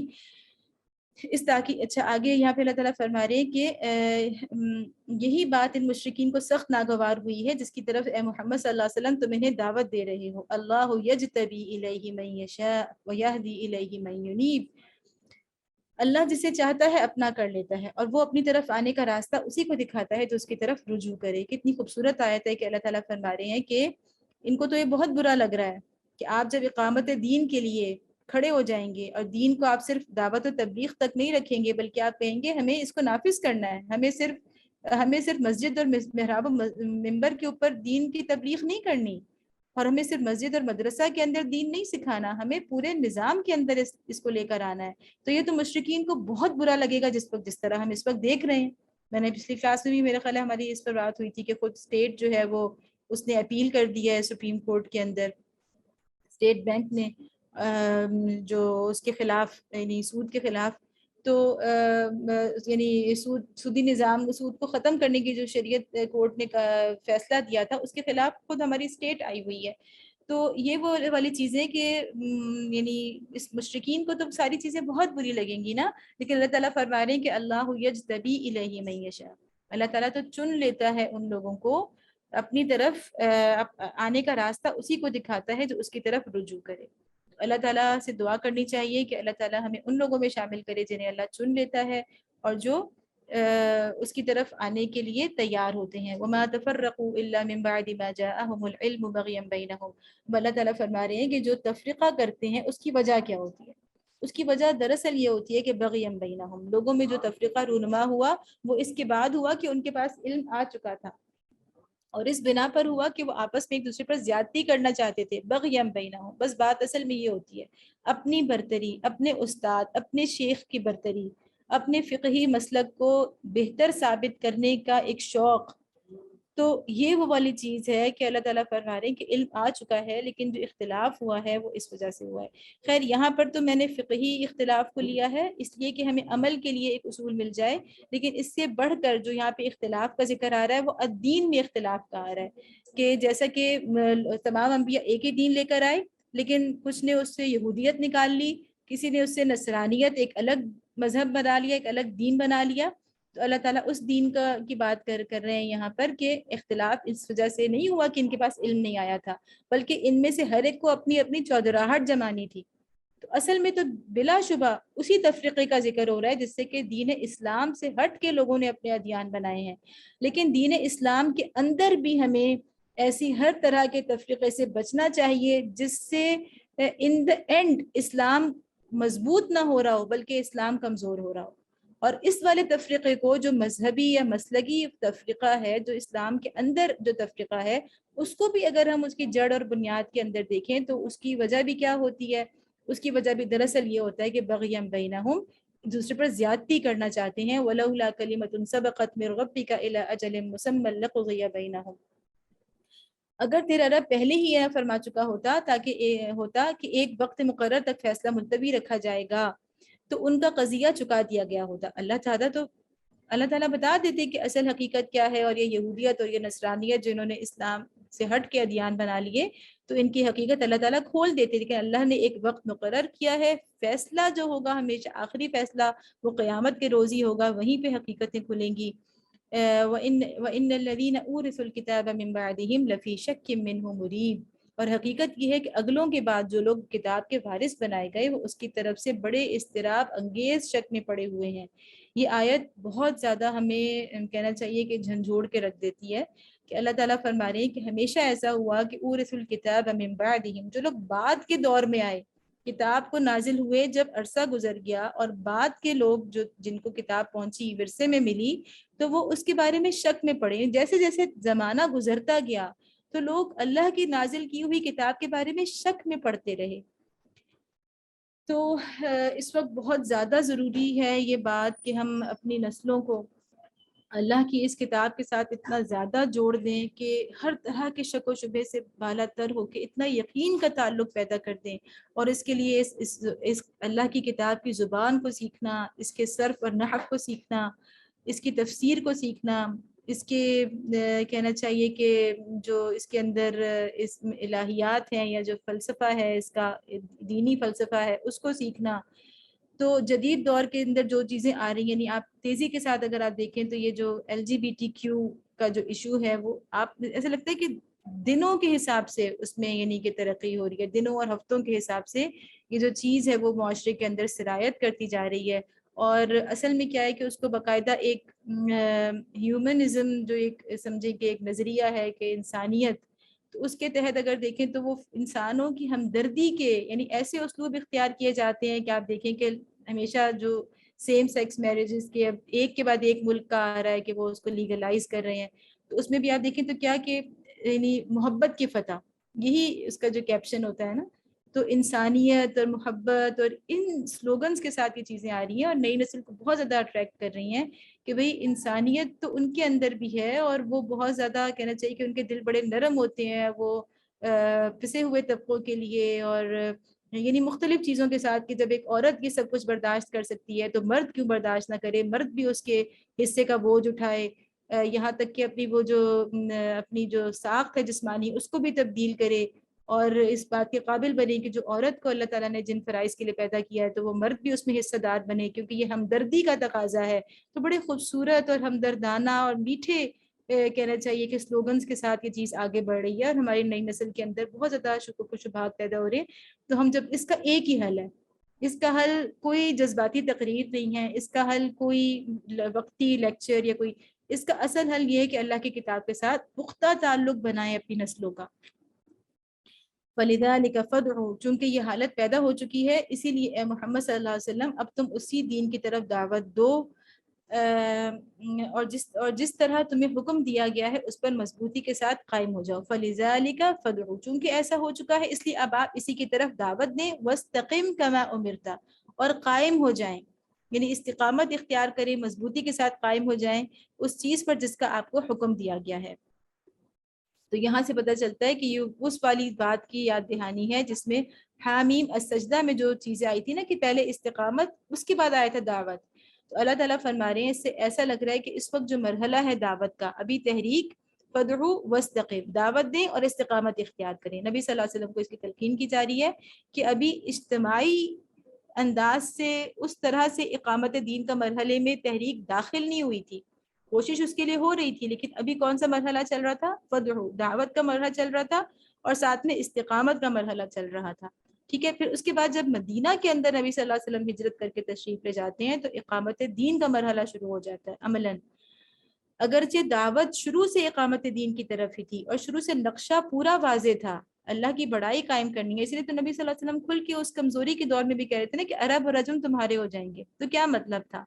کہ حکمرانی تمہاری ہو جائے گی، اس دین کا غلبہ ہو جائے گا، دعوت شروع سے اس طرف تھی، لیکن ابھی تحریک جس مرحلے میں تھی تو عملاً اقامت دین کا وقت نہیں آیا تھا، بلکہ اس وقت دعوت اور استقامت کا مرحلہ تھا، جیسا کہ سورہ حامیم سجدہ میں بھی جس کا پہلے بیان ہے۔ وَلَا تَتَّبِعْ أَهْوَاءَهُمْ، اور کیا نہ کریں ان لوگوں کی خواہشات کا اتباع نہ کرو۔ وَقُلْ آمَنْتُ بِمَا أَنزَلَ اللَّهُ مِنْ کتاب، اور ان سے کہہ دو کہ اللہ نے جو کتاب بھی نازل کی ہے میں اس پر ایمان لایا۔ وَأُمِرْتُ لِأَعْدِلَ بَيْنَكُمْ، اچھا کتنی خوبصورت بات ہے کہ اللہ تعالیٰ فرما رہے ہیں کہ ان سے کہیں کہ میں ایمان لایا، مجھے حکم دیا گیا ہے کہ میں تمہارے درمیان انصاف کروں۔ أُمِرْتُ لِأَعْدِلَ بَيْنَكُمْ، اچھا تھوڑا سا آگے جائیں گے تو اس کی انشاءاللہ تشریح کرتے ہیں۔ حالانکہ عدل کرنا تو اسی انسان کا کام ہوتا ہے نا، جو کہ کسی اس کے پاس اتھارٹی بھی ہو، فیصلہ تو کوئی قاضی کر سکتا ہے، کوئی جج کر سکتا ہے، تو نبی صلی اللہ علیہ وسلم اس وقت مکی دور میں تو ان کی یہ پوزیشن نہیں تھی، لیکن اللہ تعالیٰ نے یہی فرما دیا کہ وَأُمِرْتُ لِأَعْدِلَ بَيْنَكُمْ، کہ مجھے اس بات کا حکم دیا گیا ہے کہ میں تمہارے درمیان عدل کروں۔ اس کا مطلب ہے کہ اشارہ ہے کہ اقامت دین کا مرحلہ بھی آئے گا، اور جب نبی صلی اللہ علیہ وسلم تشریف لے گئے مکہ اور اسلامی ریاست قائم ہو گئی تو لوگوں نے دیکھ لیا کہ نبی صلی اللہ علیہ وسلم نے یہ والا فریضہ بھی ادا کیا۔ اللہ ربنا و ربکم، اللہ ہی ہمارا رب بھی ہے اور تمہارا رب بھی۔ لنا اعمالنا ولکم اعمالکم، ہمارے اعمال ہمارے لیے ہیں اور تمہارے اعمال تمہارے لیے۔ لا حجت بیننا و بینکم، ہمارے اور تمہارے درمیان کوئی جھگڑا نہیں۔ اللہ یجمع بیننا و الیہ المصیر، اللہ ایک روز ہم سب کو جمع کرے گا اور اسی کی طرف سب کو جانا ہے۔ جھگڑا تو وہاں ہوگا نا جب کوئی اپنی ذاتی غرض ہو، جب کوئی غرض ہی نہیں ہے، غرض تو صرف یہ ہے کہ تم بھی ہدایت حاصل کر لو اور ہم سب اللہ کی جنتوں میں پہنچ جائیں، اس لیے کوئی جھگڑا نہیں ہے، بس بات یہ ہے کہ تمہارا عمل تمہارے ساتھ اور ہمارا عمل ہمارے ساتھ۔ یہ اخلاص کی ایک نشانی ہوتی ہے کہ انسان جو اخلاص کے ساتھ چل رہا ہوتا ہے وہ ذاتیات پر نہیں آتا، وہ جھگڑوں پر نہیں آتا۔ والذین یحاجون فی اللہ من بعد ما استجیب له حجتهم داحضة عند ربهم وعلیہم غضب ولہم عذاب شدید۔ اللہ کی دعوت پر لبیک کہے جانے کے بعد جو لوگ لبیک کہنے والوں سے اللہ کے دین کے معاملے میں جھگڑے کرتے ہیں، ان کی حجت بازی ان کے رب کے نزدیک باطل ہے اور ان پر اس کا غضب ہے اور ان کے لیے سخت عذاب ہے۔ اچھا، یہاں پر اللہ تعالیٰ آگے فرما رہے ہیں کہ جو لوگ اس کو لبیک کہنے والے ہیں وہ ان کے دین کے معاملے میں جھگڑے کرتے ہیں، ان کی حجت بازی ان کے رب کے نزدیک باطل ہے اور ان پر اس کا غضب ہے اور ان کے لیے سخت عذاب ہے، یعنی مسلسل وہاں پر ایک جھگڑے کی کیفیت ہے۔ اللہ تعالیٰ فرما رہے ہیں وہ لوگ تو جھگڑا کرتے ہیں، لیکن داعیان دین کا جو اخلاص کے ساتھ اللہ کی طرف بلا رہے ہوں ان میں اور باطل کا ساتھ دینے والوں میں یہی فرق ہوتا ہے کہ وہ جھگڑا نہیں کرتے، یہ جھگڑا نہیں کرتے اور وہ جھگڑا کرتے ہیں۔ اللہ الذی انزل الکتاب بالحق والمیزان وما یدریک لعل الساعۃ قریب، وہ اللہ ہی ہے جس نے حق کے ساتھ یہ کتاب اور میزان نازل کی ہے اور تمہیں کیا خبر شاید کہ فیصلے کی گھڑی قریب ہی آ لگی ہو۔ اچھا، یہ وہ مقام ہے جہاں پہ اللہ تعالیٰ نے کتاب اور میزان کا ایک ساتھ ذکر فرمایا ہے یہاں پر اور سورۃ الحدید کے اندر۔ یہ دو مقامات ہیں جہاں پہ اللہ تعالیٰ نے کتاب کے ساتھ میزان کا ذکر فرمایا ہے، اور یہاں اس کا ترجمہ ہے کہ وہ اللہ ہی نے حق کے ساتھ کی کتاب اور میزان نازل کی ہے۔ یعنی کتاب کیا ہوتی ہے؟ جس میں اللہ کا قانون آتا ہے، نظام زندگی آتا ہے، اور میزان کیا ہوتی ہے؟ جو اس کو تولتی ہے، یعنی وہ میزان وہ نظام جب عملاً قائم ہو جاتا ہے تو وہ میزان ہوتی ہے۔ تو اس کا مطلب اللہ تعالیٰ فرما رہے ہیں کہ اللہ نے کتاب جو اسی لیے نازل کی ہے کہ صرف اس کی طرف دعوت نہیں دینی بلکہ اس کو میزان بنانا ہے، اس کو اچھائی اور برائی کا پیمانہ بنانا ہے، اس کو باقاعدہ نافذ کر دینا ہے۔ وما یدریک لعل الساعۃ قریب، اور تمہیں کیا خبر شاید کہ فیصلے کی گھڑی قریب ہی آ لگی ہو۔ اچھا، ان دونوں آیات کو اگر آپ سامنے رکھیں، امرت لأعدل بینکم، اور پھر آگے اللہ تعالیٰ فرما رہے ہیں کہ اللہ انزل الکتاب بالحق والمیزان، ان دونوں سے پتہ چل رہا ہے کہ اگلے مرحلے کی طرف اشارہ ہو رہا ہے۔ اگرچہ یہ سورہ مکی ہے لیکن اس میں اگلے اقامت دین کے مرحلے کی طرف اشارہ ہو رہا ہے کہ جب اقامت دین ہوگی تو اس کی شکل کیا ہوگی؟ عدل کا نظام قائم ہوگا، ٹھیک ہے، اور میزان قائم ہوگی۔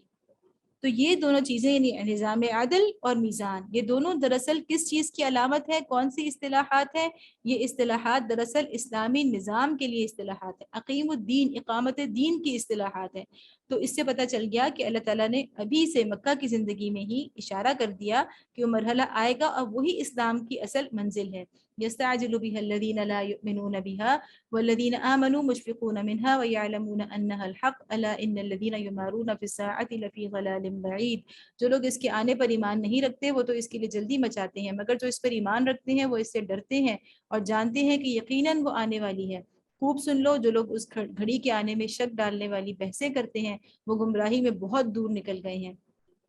پھر وہی والی بات آئی یمارون فی الساعۃ،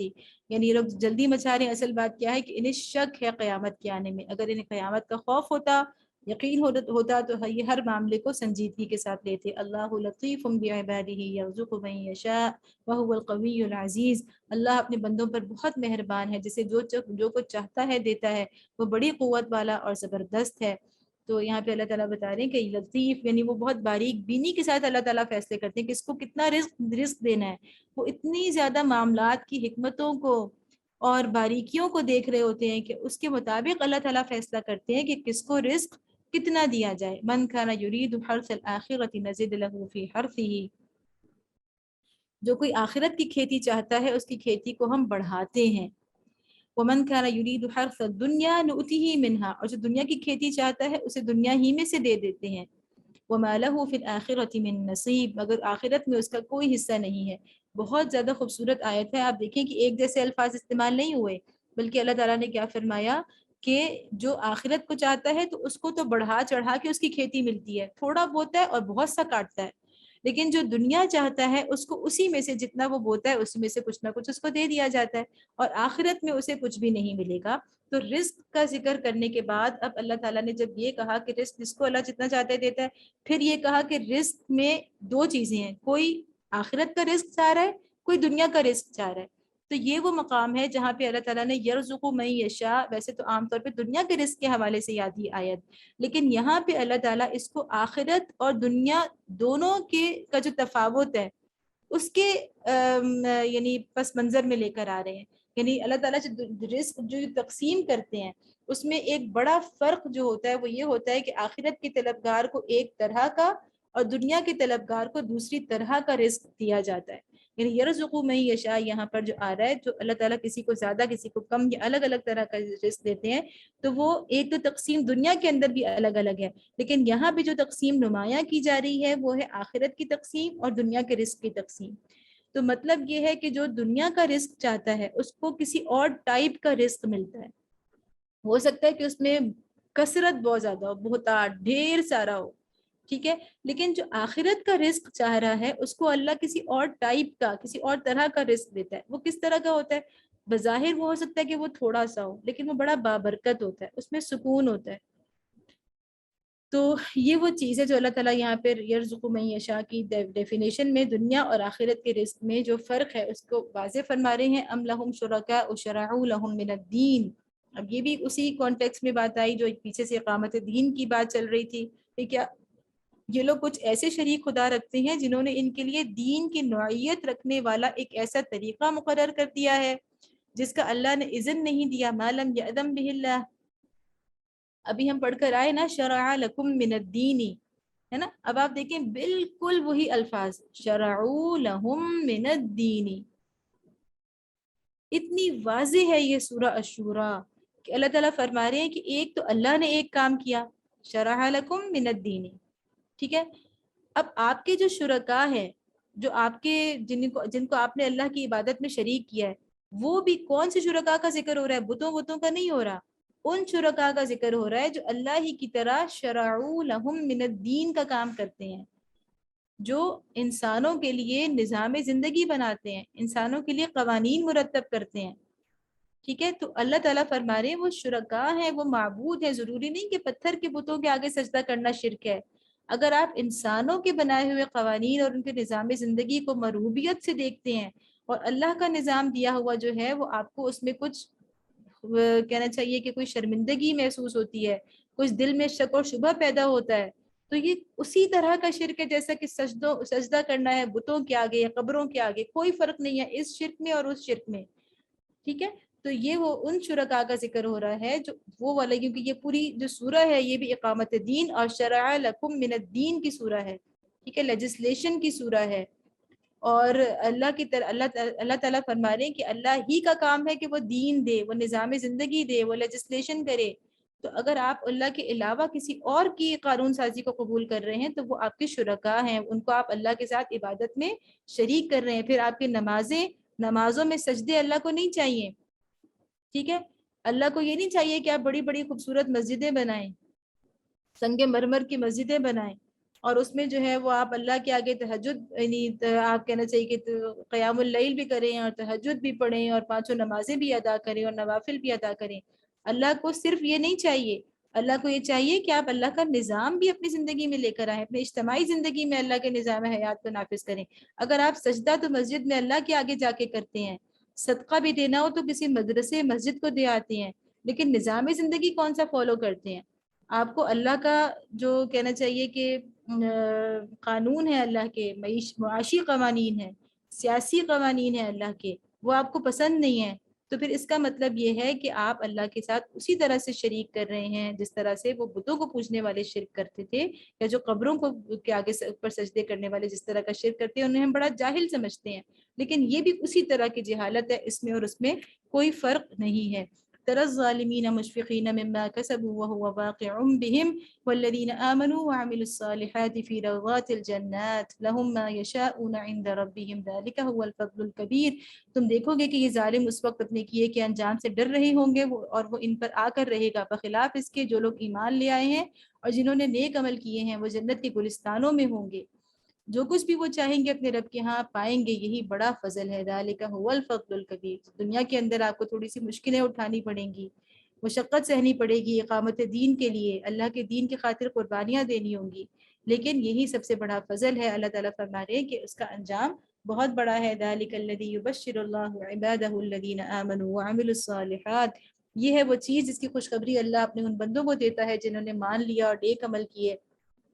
قل لا اسألكم علیہ اجرا الا المودۃ فی القربى. اے نبی صلی اللہ علیہ وسلم ان لوگوں سے کہہ دو کہ میں اس کام پر تم سے کسی اجر کا طالب نہیں ہوں. ومن يقترف حسنة نزد له فيها حسنا. البتہ قرابت کی محبت ضرور چاہتا ہوں. جو کوئی بھلائی کمائے گا ہم اس کے لیے اس بھلائی میں خوبی کا اضافہ کریں گے. ان اللہ غفور شکور. بے شک اللہ بڑا درگزر کرنے والا اور قدردان ہے.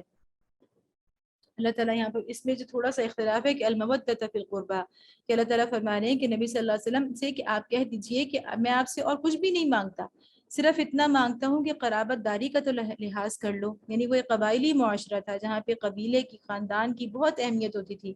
تو نبی صلی اللہ علیہ وسلم جو یعنی اس کی مختلف تشریحات ہیں ویسے، لیکن حضرت ابن عباس رضی اللہ تعالیٰ عنہ جنہیں مفسر قرآن کا بھی کہا جاتا ہے، اور تو ان کی جو تفسیر ہے وہ یہی ہے کہ قرابت داری کا لحاظ کرنے کا اس میں کہا گیا ہے کہ نبی صلی اللہ علیہ وسلم ایک طرح سے اپیل کر رہے ہیں کہ تم لوگ کم از کم قرابت داری کا لحاظ کرو. اس لیے کہ ان اللہ غفور شکور، اللہ بھی بڑا قدردان ہے، تو تم بھی اپنے رشتوں کی قدر کرو. ام یقولون افترا علی اللہ کذبا، کیا یہ لوگ کہتے ہیں کہ اس شخص نے اللہ پر جھوٹا بہتان گھڑ لیا ہے. فإن یشاء اللہ یختم علی قلبک، اگر اللہ چاہے تو تمہارے دل پر مہر کر دے. وَيَمْحُ اللَّهُ الْبَاطِلَ وَيُحِقُّ الْحَقَّ بِكَلِمَاتِهِ إِنَّهُ عَلِيمٌ بِذَاتِ الصُّدُورِ، اور حق وہ باطل کو مٹا دیتا ہے اور حق کو اپنے فرمانوں سے حق کر دکھاتا ہے، وہ سینوں کے چھپے ہوئے راز جانتا ہے. وَهُوَ الَّذِي يَقْبَلُ التَّوْبَةَ عَنْ عِبَادِهِ وَيَعْفُو عَنِ السَّيِّئَاتِ وَيَعْلَمُ مَا تَفْعَلُونَ، وہی ہے جو اپنے بندوں سے توبہ قبول کرتا ہے اور برائیوں سے درگزر کرتا ہے، حالانکہ تم لوگوں کے سب افعال کا اسے علم ہے. تو اس سے پتہ چلتا ہے کہ اللہ تعالیٰ نے دو باتیں فرمائی کہ یقبل التوبہ اور پھر یعفو عن السیئات، توبہ قبول کرتا ہے اور برائیوں سے درگزر کرتا ہے. اس کا مطلب یہ کہ دو الگ الگ باتیں، توبہ قبول کرنا الگ چیز ہے اور برائیوں سے درگزر کرنا الگ چیز ہے. یعنی مثلا ہم نے کسی بات پہ توبہ کر لی، اس کی وجہ سے، توبہ کی وجہ سے گناہوں کا معاف ہونا، اور ایک وہ والی معافی جس پر ہم نے توبہ بھی نہیں کی لیکن اللہ تعالیٰ نے خود اپنی رحمت سے اس کو معاف کر دیا. تو یہ اس کا فرق ہے. اور دوسری بات اس میں ایک اہم نقطہ یہ بھی ہے کہ مثلا اگر ہم اللہ کو راضی کرنے کے علاوہ کسی اور وجہ سے کوئی برا عمل چھوڑ دینا توبہ نہیں ہے. یعنی توبہ کیا ہوتی ہے کہ اگر ہم نے کوئی برا کام چھوڑا ہے لیکن اس کے پیچھے ہماری کوئی اور وجہ تھی.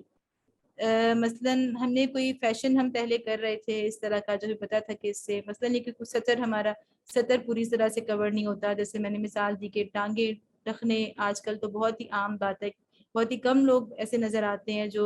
جن کے کور ہوں پوری طرح سے، ورنہ عام طور پہ ہم نے گاؤنز بھی پہنے ہوئے ہوتے ہیں تو وہ چونکہ ٹراؤزرز کا اتنا رواج آ چکا ہے تو وہ تھوڑے سے اونچے ہی ہوتے ہیں. تو مثلا یہ کہ اگر ہم نے اس کو چھوڑ دیا، ہمیں احساس ہو گیا، یعنی ہم نے اس کو اس لیے نہیں چھوڑا کہ ہم نے توبہ کی وجہ سے چھوڑا ہے، بلکہ ویسی فیشن چینج ہو گیا تو ہم نے کھلی شلواریں اور نیچے تک پہننی شروع کر دی. تو بات یہ کہی یعنی توبہ وہ عمل کہ جو اللہ کی رضا کی خاطر چھوڑا جائے اور باقاعدہ اس پہ ندامت کے ساتھ اس کو چھوڑا جائے، توبہ عملاً توبہ کی جائے، دعا یعنی دل کے ساتھ، زبان کے ساتھ توبہ کی جائے اور پھر اس عمل کو چھوڑا جائے، تو وہ جو ہوتا ہے وہ گناہوں کی معافی کا سبب ہوتا ہے. لیکن اگر ہم نے ویسے کوئی عمل چھوڑ دیا ہے تو وہ توبہ میں شامل نہیں ہے. وَيَسْتَجِيبُ الَّذِينَ آمَنُوا وَعَمِلُوا الصَّالِحَاتِ وَيَزِيدُهُم مِّن فَضْلِهِ وَالْكَافِرُونَ لَهُمْ عَذَابٌ شَدِيدٌ، وہ ایمان لانے والوں اور نیک عمل کرنے والوں کی دعا قبول کرتا ہے اور اپنے فضل سے ان کو اور زیادہ دیتا ہے. رہے انکار کرنے والے تو ان کے لیے دردناک سزا ہے. وَلَوْ بَسَطَ اللَّهُ الرِّزْقَ لِعِبَادِهِ لَبَغَوْا فِي الْأَرْضِ، اگر اللہ اپنے سب بندوں کو کھلا رزق دے دیتا تو وہ زمین میں سرکشی کا طوفان برپا کر دیتے. وَلَٰكِن يُنَزِّلُ بِقَدَرٍ مَّا يَشَاءُ، مگر وہ ایک حساب سے جتنا چاہتا ہے نازل کرتا ہے. إِنَّهُ بِعِبَادِهِ خَبِيرٌ بَصِيرٌ، یقیناً وہ اپنے بندوں سے باخبر ہے اور ان پر نگاہ رکھتا ہے.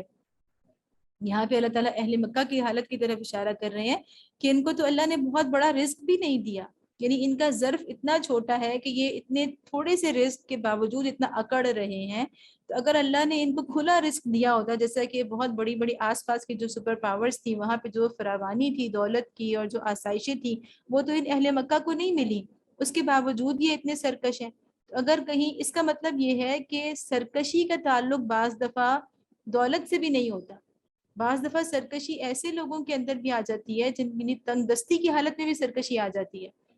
تو یہ وہ والی بات ہے کہ اللہ تعالیٰ فرما رہے ہیں کہ ان کو تو بہت کھلا رزق نہیں ملا، پھر بھی انہوں نے اگر کھلا رزق دیا ہوتا تو پھر تو ان کی سرکشی کا کوئی اور ہی لیول ہوتا. وَهُوَ الَّذِي يُنَزِّلُ الْغَيْثَ مِن بَعْدِ مَا قَنَطُوا وَيَنشُرُ رَحْمَتَهُ وَهُوَ الْوَلِيُّ الْحَمِيدُ، وہی ہے جو لوگوں کے مایوس ہو جانے کے بعد میہ برساتا ہے اور اپنی رحمت پھیلا دیتا ہے، اور وہی قابل تعریف ولی ہے. وَهُوَ الْوَلِيُّ الْحَمِيدُ، ولی کا ذکر بار بار اس کے اندر آ رہا ہے. یعنی اللہ تعالیٰ فرما رہے ہیں کہ کب رحمت کی برساتا ہے، بارش برساتا ہے، ما قنطوا، جب وہ مایوس ہو چکے ہوتے ہیں. تو اس میں یہی والی بات ہے کہ وہ خود بھی ظاہر ہے اپنی جو بہت سے مکہ کے ٹھیک ہے جو بڑے بڑے سردار تھے جن کی حاکمیت تھی ان کو تو کوئی فرق نہیں پڑا تھا، لیکن عام جو عوام تھی وہ تو ظاہر ہے کہ ان ساری جنگ و جدل سے اور ان ساری بےہودگیوں سے اور ان ساری چیزوں سے کسی حد تک پریشان بھی تھی۔ تو اللہ تعالیٰ فرما رہے ہیں کہ مایوسی کے بعد ہی اللہ تعالیٰ جو ہے وہ اپنی رحمت کو پھیلا دیتا ہے بارش کی شکل میں۔ وَمِنْ آيَاتِهِ خَلْقُ السَّمَاوَاتِ وَالْأَرْضِ وَمَا بَثَّ فِيهِمَا مِنْ دَابَّةٍ وَهُوَ عَلَى جَمْعِهِمْ إِذَا يَشَاءُ قَدِيرٌ۔ اس کی نشانیوں میں سے ہے یہ زمین اور آسمانوں کی پیدائش اور یہ جاندار مخلوقات جو اس نے دونوں جگہ پھیلا رکھی ہیں، وہ جب چاہے انہیں اکٹھا کر سکتا ہے۔ یہ ساری اللہ تعالیٰ کی توحید کی صفات بیان ہو رہی ہیں، یعنی رزق وہی دینے والا ہے، کھلا زیادہ یا کم، اسی طرح بارش برسانے والا ہے، اسی طرح وہ خلق کرنے والا ہے، زمین و آسمان کا پیدا کرنے والا ہے، زمین کو اس میں مخلوقات کو اس میں پھیلانے والا ہے اور ان کو اکٹھا کرنے والا ہے۔ یعنی ساری اللہ کی توحید کی صفات بیان ہو رہی ہیں۔ وما اصابکم من مصیبت فبما کسبت ایدیکم ویعفو عن کثیر۔ تم پر جو مصیبت بھی آئی ہے تمہارے اپنے ہاتھوں کی کمائی سے آئی ہے اور بہت سے قصوروں سے وہ ویسے ہی درگزر کر جاتا ہے۔ یہاں پر یعنی جو بات ہے اللہ تعالیٰ، ہم جانتے ہیں کہ مکہ کے یعنی انہی آس پاس کے دنوں میں قحط بھی آیا تھا مکہ کے اندر، اور جو ان کے اوپر ایک مصیبت تھی بہت بڑی۔ اسی طرح اللہ تعالیٰ عمومی طور پر بتا رہے ہیں کہ جو مصیبت بھی آتی ہے انسانوں کے اوپر تو وہ ان کے گناہوں کے سبب آتی ہے، یعنی کافر کے اوپر بھی مصیبت آئے گی یا مسلمان مومن کے اوپر بھی آئے گی تو آئے گی تو گناہوں کے سبب، مگر ان میں فرق ہوگا۔ کافر کی جو مصیبت آئے گی وہ تو اس کے لیے ایک عذاب ہوگا چھوٹا، یا یہ کہ اس کو کہنا چاہیے کہ غفلت سے بیداری کے لیے اللہ کی طرف سے ایک کہنا چاہیے کہ وہ ایک موقع ملے گا۔ لیکن مومن کے اوپر اگر اس کی گناہ کی وجہ سے بھی مصیبت آتی ہے تو وہ اس کے لیے باعث رحمت ہوتی ہے۔ کس طرح سے کہ وہ اس کے گناہ اس سے جھڑ جاتے ہیں، جیسا کہ نبی صلی اللہ علیہ وسلم کی حدیث ہے کہ مومن کو جو بھی تکلیف اور ہم و حزن پہنچتا ہے، حتیٰ کہ اس کے پیر میں کانٹا بھی چھپتا ہے، تو اللہ تعالیٰ اس کی وجہ سے اس کے گناہ معاف فرما دیتا ہے۔ تو اس لیے مومن کے لیے کبھی بھی مایوسی کی بات نہیں ہے۔ فرض کریں کہ اگر ہمیں احساس بھی ہو رہا ہے کہ ہماری غلطیوں کی وجہ سے ہم پر یہ مصیبت آئی ہے، تو بھی اس میں کہنا چاہیے کہ کوئی اداسی کی یا پریشانی کی اس لیے نہیں، بلکہ خوشی کا موقع ہے۔ صبر کا پہلو ہے، صبر کا پہلو یہ ہے کہ اگر ہم سے غلطی بھی ہو گئی تھی، گناہ بھی ہو گیا تھا اور اس وجہ سے اللہ کی طرف سے آزمائش آئی ہے، تو بھی وہ یہ جو آزمائش ہے یہ نہ صرف یہ کہ ہمارے گناہوں کو جھاڑنے کا، دور کرنے کا ذریعہ بن رہی ہے، بلکہ اس سے بڑھ کر ہمارے درجات کی بلندی کا ذریعہ بنتی ہے۔ وَمَا أَنْتُمْ بِمُعْجِزِينَ فِي الْأَرْضِ وَمَا لَكُمْ مِنْ دُونِ اللَّهِ مِنْ وَلِيٍّ وَلَا نَصِيرٍ۔ تم زمین میں اپنے خدا کو عاجز کر دینے والے نہیں ہو اور اللہ کے مقابلے میں تم کوئی حامی و ناصر نہیں رکھتے۔ پھر آپ دیکھیں کہ ولی کا ذکر آیا ہے، بہت دفعہ سورہ کے اندر ولی کا لفظ آیا ہے۔ وَمِنْ آيَاتِهِ الْجَوَارِ فِي الْبَحْرِ كَالْأَعْلَامِ۔ اس کی نشانیوں میں سے ہے یہ جہاز جو سمندر میں پہاڑوں کی طرح نظر آتے ہیں۔ اللہ تعالیٰ کی نشانیاں، اس کی خلق کی، اس کی توحید کی نشانیاں۔ إِن يَشَأْ يُسْكِنِ الرِّيحَ فَيَظْلَلْنَ رَوَاكِدَ عَلَى ظَهْرِهِ إِنَّ فِي ذَلِكَ لَآيَاتٍ لِكُلِّ صَبَّارٍ شَكُورٍ۔ اللہ جب چاہے ہوا کو ساکن کر دے اور یہ سمندر کی پیٹھ پر کھڑے کے کھڑے رہ جائیں، اس میں بڑی نشانیاں ہیں ہر اس شخص کے لیے جو کمال درجہ صبر اور شکر کرنے والا ہے۔ یعنی آپ سوچیں کہ بڑے بڑے جہاز کیسے ہم لے کے چل رہے ہوتے ہیں، اس وقت تو صرف سمندروں میں تھے، آج ہواؤں کے اندر بھی ہیں، پوری پوری ایئر بسز جو ہیں وہ اڑ رہی ہوتی ہیں ہزاروں اتنے مسافروں کو لے کر اور اتنے سامان کو لے کر۔ تو اللہ تعالیٰ فرما رہے کہ جب اللہ چاہے ہواؤں کو روک دے یا اللہ تعالیٰ ایسی ہوائیں چلا دے کہ جس کی وجہ سے ہمارے یہ جو پہاڑوں جیسے جہاز ہیں یہ کھڑے کے کھڑے رہ جائیں، تو اللہ کو کوئی عاجز کرنے والا نہیں ہے۔ کتنی بھی ہم ٹیکنالوجی میں ترقی کر لیں، اللہ کے آگے ہم بے بس ہیں۔ او یوبقن بما کسبوا ویعفو عن کثیر، یا ان پر سوار ہونے والوں کے بہت سے گناہوں سے درگزر کرتے ہوئے ان کے چند ہی کرتوتوں کی پاداش میں انہیں ڈبو دے۔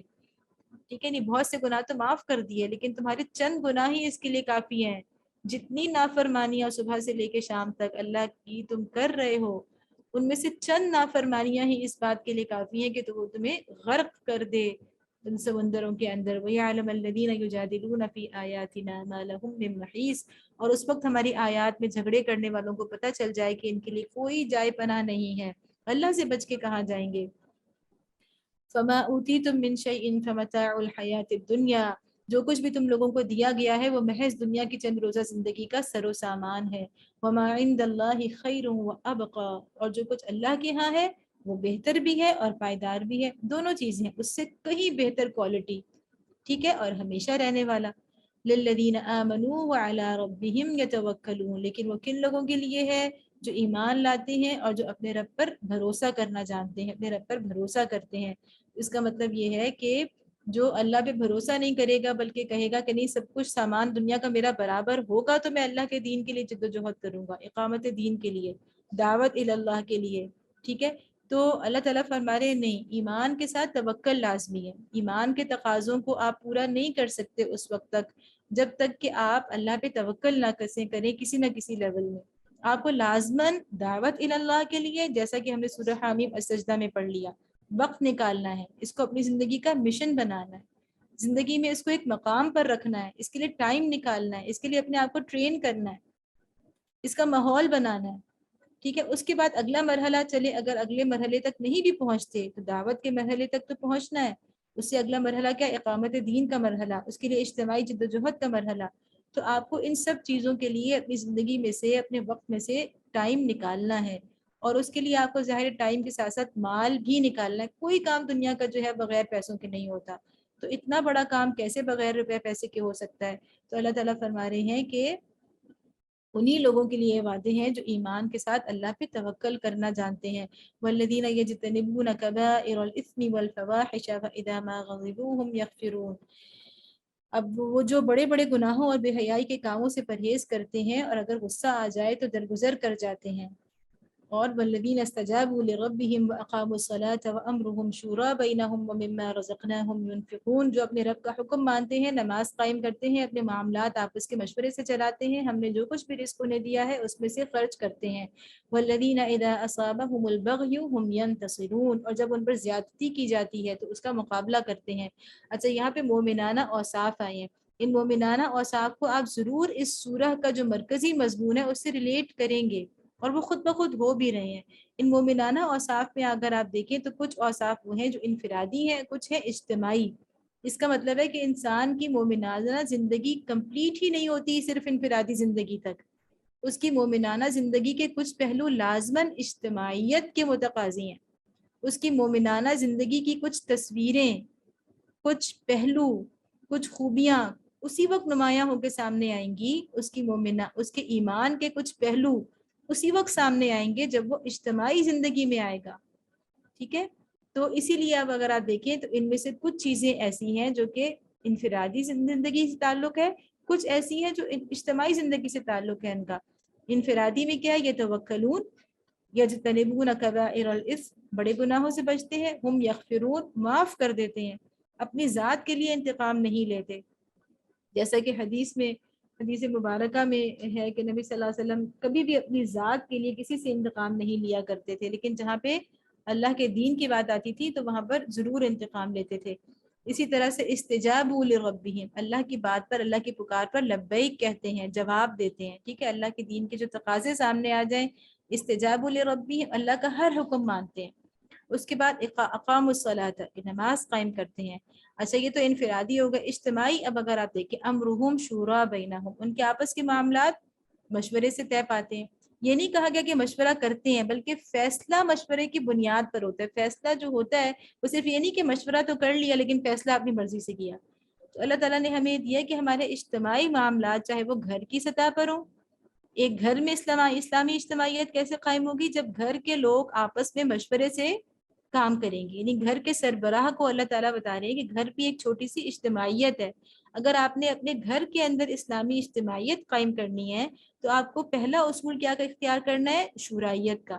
اپنے گھر میں رہنے والے سارے بڑے چھوٹے، کم علم زیادہ علم رکھنے والے سب لوگوں سے مشورہ ضرور کریں، اور اگر کوئی معاملہ گھر کے کسی خاص فرد سے متعلق ہو تو اس سے مشورہ ضرور کریں۔ تو یہ گھر کی اسلامی اجتماعیت ہے۔ اسی طرح پھر کوئی ادارہ ہے جہاں پہ آپ کام کر رہے ہیں، آپ کا آفس ہے، آپ کا کوئی کمپنی ہے، اس کو اگر آپ اسلامی اجتماعیت اسلامی ادارہ بنائیں گے تو اس میں بھی شورائیت ہوگی۔ اسی طرح پھر اگر آپ اس کو اسٹیٹ کے لیول پر لے جائیں تو آپ کی اسٹیٹ کا جو بنیادی ہونا چاہیے یا آپ کی کوئی اسلامی اجتماعیت ہے تو اس کے اندر بھی کیا ہے کہ مشورہ اس کی روح ہوگی، ٹھیک ہے، جو مشورے سے چیزیں طے پائیں گی۔ اور جو ہے وہ یہ نہیں ہوگی کہ کچھ لوگوں کے پاس ویٹو پاور ہے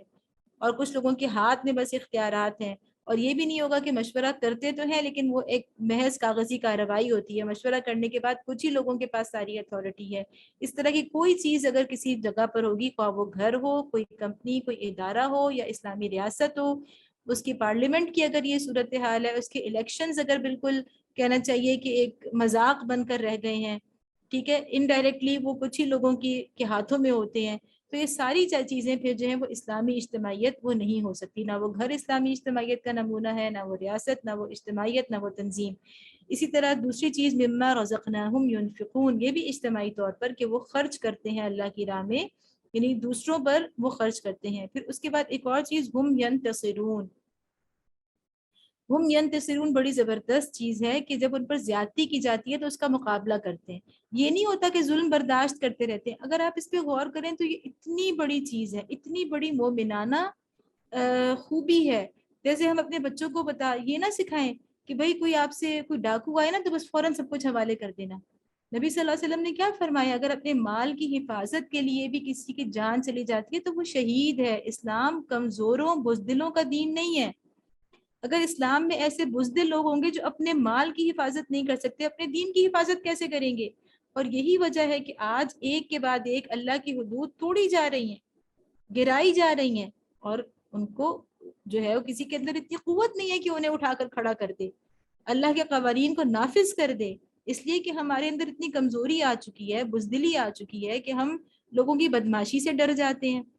اور اپنے بچوں کو بھی ہم چھوٹی چھوٹی چیزوں سے ان کے دلوں میں خوف پیدا کرتے ہیں۔ تو اللہ تعالیٰ ایک مومن کو کیسا بنانا چاہ رہے ہیں کہ جب وہ زیادتیوں کو برداشت کرنے والا نہ ہو۔ آج ہم دیکھیں، ہم کہتے ہیں کہ غربت اتنی مہنگائی یہ ہو گئی، پیٹرول کی قیمت یہ آسمان سے باتیں کر رہی ہے، لوگوں کے پاس جو روٹی تھی وہ بھی نہیں ہے کھانے کو، علاج اور تعلیم تو پہلے ہی بہت دور کی باتیں تھیں، اب تو نہ بجلی ہے نہ پیٹرول ہے، یہ صورتحال۔ لیکن ہم دیکھیں کون سڑکوں پہ نکل رہا ہے۔ مطلب اگر ہم یہ کہیں کہ ٹھیک ہے ہمارے سیاستدان کرپٹ ہیں، تو عوام کی کیا صورتحال ہے؟ یہی سکھایا گیا ہے کہ بس چپ کر کے جو آپ کے بڑے فیصلہ کریں، جو آپ کے علاقے کا کہنا چاہیے کہ بدماش ہے، یا جو آپ کے علاقے سے بدماشی سے آ کے ووٹ لے جاتا ہے، اس کے آگے آپ چپ ہیں۔ تو یہ وہ والی چیز ہے کہ معاشرے کبھی بھی ان کے اندر اصلاح نہیں ہو سکتی، نہ گھروں چھوٹی سطح پہ نہ بڑی سطح پہ، کہ زیادتی برداشت کرنے والا مومن نہیں ہو سکتا۔ ٹھیک ہے، یہ نہیں کہا جا رہا کہ آپ بغاوت کے وہ گھر بھی اختیار کریں جن سے فساد پیدا ہو، لیکن بہرحال بغاوت کو، یعنی زیادتی کو برداشت کرنا جو ہے وہ کوئی مومنانہ صفت نہیں ہے، بلکہ زیادتی کی جاتی ہے تو اس کا مقابلہ کرتے ہیں، یہ ایک مومن کی صفت ہے۔ وَجَزَاءُ سَيِّئَةٍ سَيِّئَةٌ مِثْلُهَا، برائی کا بدلہ ویسی ہی برائی ہے۔ فمن عفا واصلح فاجره على اللہ، پھر جو کوئی معاف کر دے اور اصلاح کرے اس کا اجر اللہ کے ذمے ہے، اللہ ظالموں کو پسند نہیں کرتا۔ دیکھیں اب یہاں پہ فرق کیا آ رہا ہے کہ اللہ تعالیٰ نے فرمایا کہ یعنی آپ کے ساتھ ذاتی طور پر اگر کسی نے برا کیا ہے تو آپ اسے معاف کر دیں تو وہ زیادہ بہتر ہے، لیکن ایسی زیادتی جس سے سب کا نقصان ہو رہا ہے، یا جس سے آپ کو پتہ چل رہا ہے کہ وہ قانون کی خلاف ورزی ہو رہی ہے، اور معاشرے جو قانون کے رٹ ہے وہ قائم نہیں ہو سکتی، اگر ہر کوئی اس طرح کے ظلم پر خاموش ہونا شروع ہو جائے تو وہاں پر خاموشی پھر جائز نہیں ہے۔ تو اللہ تعالیٰ یہاں پر فرما رہے ہیں کہ جو برائی کا بدلہ ویسے ہی برائی ہے، لیکن اگر کوئی معاف کر دے اور اصلاح کرے، یعنی اگر اس کے معاف کرنے سے اصلاح ہوتی ہے، دیکھیے کوئی ڈاکو آپ کو آپ معاف کر دیتے ہیں تو ڈاکو کی اصلاح تو نہیں ہوتی، چوروں کے اوپر آپ ہاتھ نہیں ڈالتے تو ان چوروں کی اصلاح تو نہیں ہوتی۔ معافی اس صورت میں جب آپ کو اصلاح کا بھی تو کوئی نظر آ رہی ہو نا صورت، کہ آپ معاف کر دیں گے تو دوسرا بندہ اس کے دل میں خود بخود احساس پیدا ہو جائے گا، تو اس کا اجر اللہ کے ذمے ہے، اللہ ظالموں کو پسند کرتا ہے۔ یعنی اجتماعی لیول پر یہ چیزیں نہیں ہیں کہ ہم چوروں کو چھوڑ دیں، جو بڑے بڑے لوگ جنہوں نے ہمارے سارے قومی دولت لوٹ کے باہر کے بینکوں میں بھیجی ہوئی ہے تو ہم کہیں کہ ان کو آپ چھوڑ دیں، تو یہ چیز نہیں ہے۔ وَلَمَنِ انتَصَرَ بَعْدَ ظُلْمِهِ فَأُولَئِكَ مَا عَلَيْهِم مِّن سَبِيلٍ، اور جو لوگ ظلم ہونے کے بعد بدلہ لیں ان کو ملامت نہیں کی جا سکتی۔ ٹھیک ہے، اگر ان کے اوپر ظلم ہوا ہے اور انہیں بدلہ لیا ہے تو کوئی غلط نہیں کیا، بلکہ یہ ان کا حق بنتا ہے۔ یعنی اس وقت مکہ کے اندر آپ دیکھیں جو صورتحال تھی تو اس میں یہ کہا جا رہا ہے کہ اگر آپ کے اوپر ظلم ہوا ہے اور آپ نے اس کا بدلہ لے لیا ہے مناسب، اور زیادتی نہیں کی بلکہ صرف پورا پورا بدلہ لیا ہے، تو آپ کے اوپر کوئی ملامت نہیں ہے۔ انما السبیل علی الذین یظلمون الناس ویبغون فی الارض بغیر الحق اولئک لهم عذاب علیم۔ ملامت کے مستحق تو وہ ہیں جو دوسروں پر ظلم کرتے ہیں اور زمین میں ناحق زیادتیاں کرتے ہیں، ایسے لوگوں کے لیے دردناک عذاب ہے۔ وَلَمَنْ صَبَرَ وَغَفَرَ إِنَّ ذَلِكَ لَمِنْ عَزْمِ الْأُمُورِ، البتہ جو شخص صبر سے کام لے اور درگزر کرے تو یہ بڑی اولو العزمی کے کاموں میں سے ہے۔ یہاں پہ نبی صلی اللہ علیہ وسلم کی حدیث ہے کہ نبی صلی اللہ علیہ وسلم نے اپنی ذات کے لیے کبھی بدلہ نہیں لیا، ہاں اللہ تعالیٰ کی حرمتوں کا توڑا جانا آپ کے لیے ناقابل برداشت ہوتا تھا۔ یہ صحیح بخاری صحیح مسلم کی حدیث ہے، وَلَمَنْ صَبَرَ وَغَفَرَ، ٹھیک ہے، یعنی جو صبر کرے اور معاف کر دے، یہ اپنی ذات کے لیے ہے لیکن اللہ کی حدود کے لیے نہیں ہے۔ اور اگر ہم آج دیکھیں تو ہمارا معاملہ اس سے بالکل یعنی کسی قدر مختلف ہے نا، ہماری ذات پہ کوئی حملہ کرتا ہے تو اللہ معاف کرے کہ فوراً ہی ہمیں ایک دم سے اشتعال آ جاتا ہے، غصہ آ جاتا ہے اور ہم اس کا بدلہ لینے کی اپنی سی پوری کوشش کرتے ہیں، لیکن اللہ کا قانون ٹوٹ رہا ہے، اللہ کی حاکمیت نہیں ہے، اللہ کی آیات کا کسی جگہ مذاق اڑایا جا رہا ہے، اللہ کی نبی صلی اللہ علیہ وسلم کی تعلیمات کا مذاق اڑایا جا رہا ہے، ان کو توڑا جا رہا ہے، تو اس پر ہمیں ہماری دینی غیرت جو ہے وہ نہیں جاگتی۔ ومن يضلل الله فما له من ولي من بعده وترى الظالمين لما رأوا العذاب يقولون هل إلى مرد من سبيل، جس کو اللہ ہی گمراہی میں پھینک دے اس کا کوئی سنبھالنے والا اللہ کے بعد نہیں ہے۔ تم دیکھو گے کہ یہ ظالم جب عذاب دیکھیں گے تو کہیں گے اب پلٹنے کی بھی کوئی سبیل ہے۔ یہاں پھر ایک دفعہ بھی ولی ان کا لفظ آیا کہ اللہ کے علاوہ کوئی ولی نہیں ہے۔ وَتَرَاهُمْ يُعْرَضُونَ عَلَيْهَا خَاشِعِينَ مِنَ الذُّلِّ يَنظُرُونَ مِنْ طَرْفٍ خَفِيٍّ، اور تم دیکھو گے یہ جہنم کے سامنے جب لائے جائیں گے تو ذلت کے مارے جھکے جا رہے ہوں گے اور اس کو نظر بچا بچا کر کنکھیوں سے دیکھیں گے، یعنی جیسے وہ ہوتا ہے نا کہتے ہیں کبوتر جو ہے وہ خطرہ دیکھ کر آنکھیں بند کر لیتا ہے، تو وہ اسی طرح سے وہ آنکھیں بند کر کے اور کنکھیوں سے جہنم کی طرف دیکھ رہے ہوں گے، اور پتہ بھی ہوگا کہ ہمارا انجام یہ ہونے والا ہے لیکن اس کا سامنا کرنے کی ہمت نہیں ہوگی۔ وقال الذين آمنوا إن الخاسرين الذين خسروا أنفسهم وأهليهم يوم القيامة ألا إن الظالمين في عذاب مقيم، اس وقت وہ لوگ جو ایمان لائے تھے کہیں گے کہ واقعی اصل زیانکار وہی ہیں جنہوں نے آج قیامت کے دن اپنے آپ کو اور اپنے متعلقین کو خسارے میں ڈال دیا۔ خبردار رہو ظالم لوگ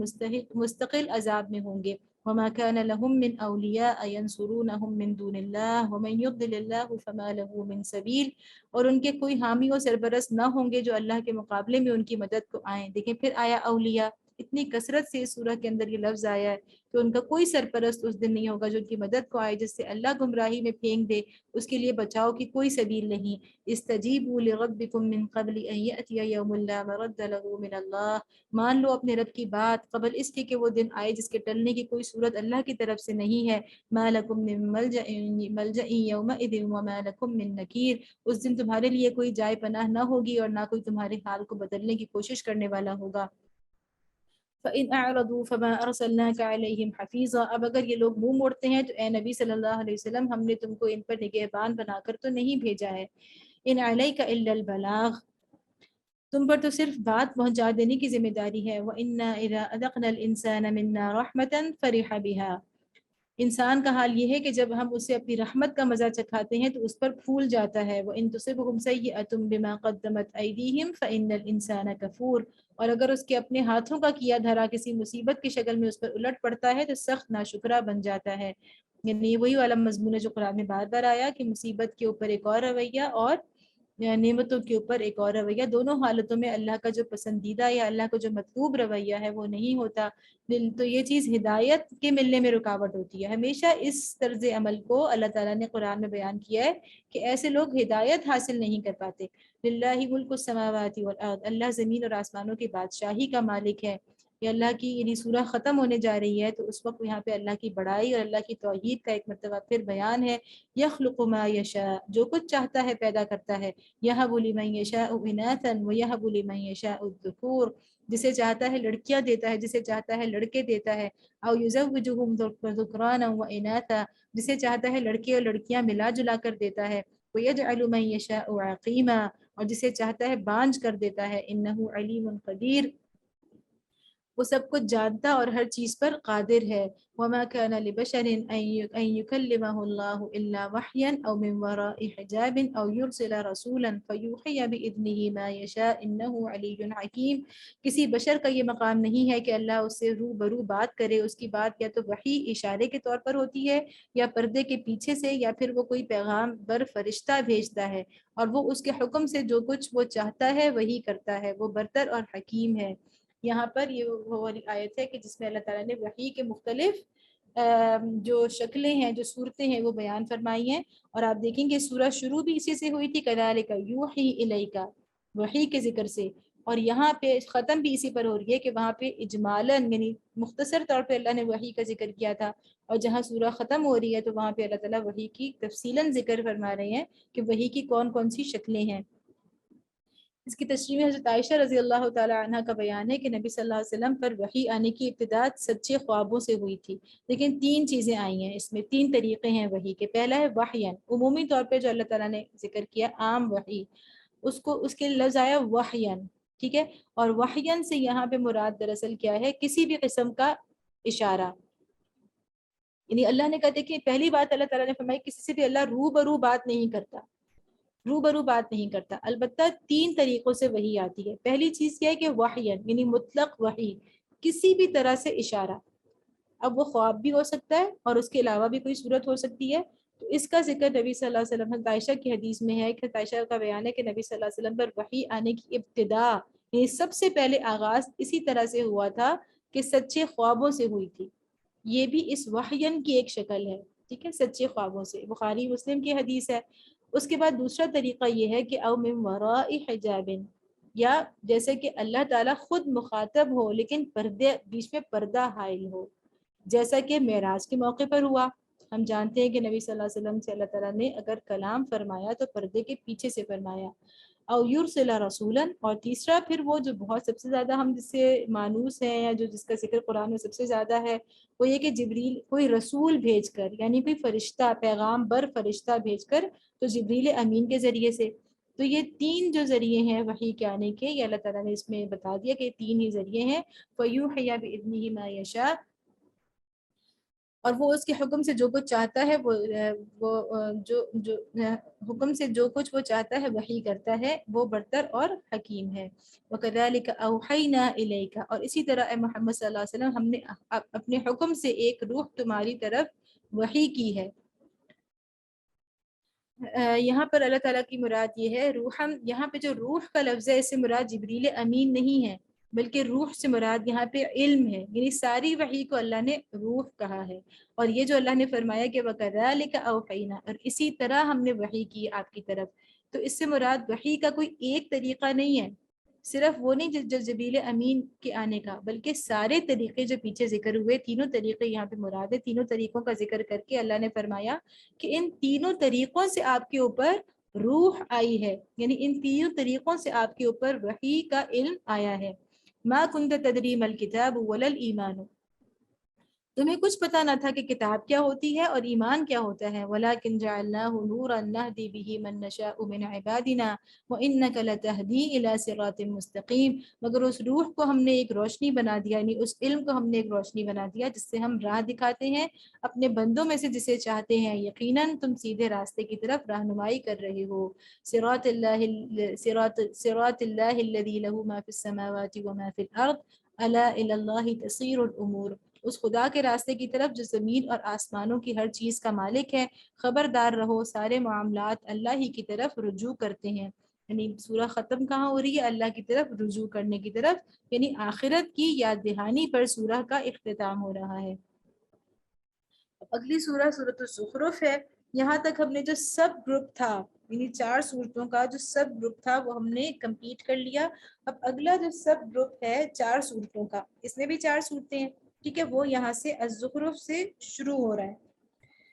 تو یہ بھی حوامیم ہے. اچھا، مجموعی طور پر آپ یہ کہہ سکتے ہیں کہ حوامیم جو ہے ساری کی ساری، ان میں بہرحال توحید کا مضمون بہت زبردست طریقے سے آیا ہے. عملی توحید عملی کا ذکر، توحید کا ذکر. تو ان ساری جو حوامیم ہیں ان میں توحید اور خاص طور پہ عملی توحید کا ذکر تو ہے ہی.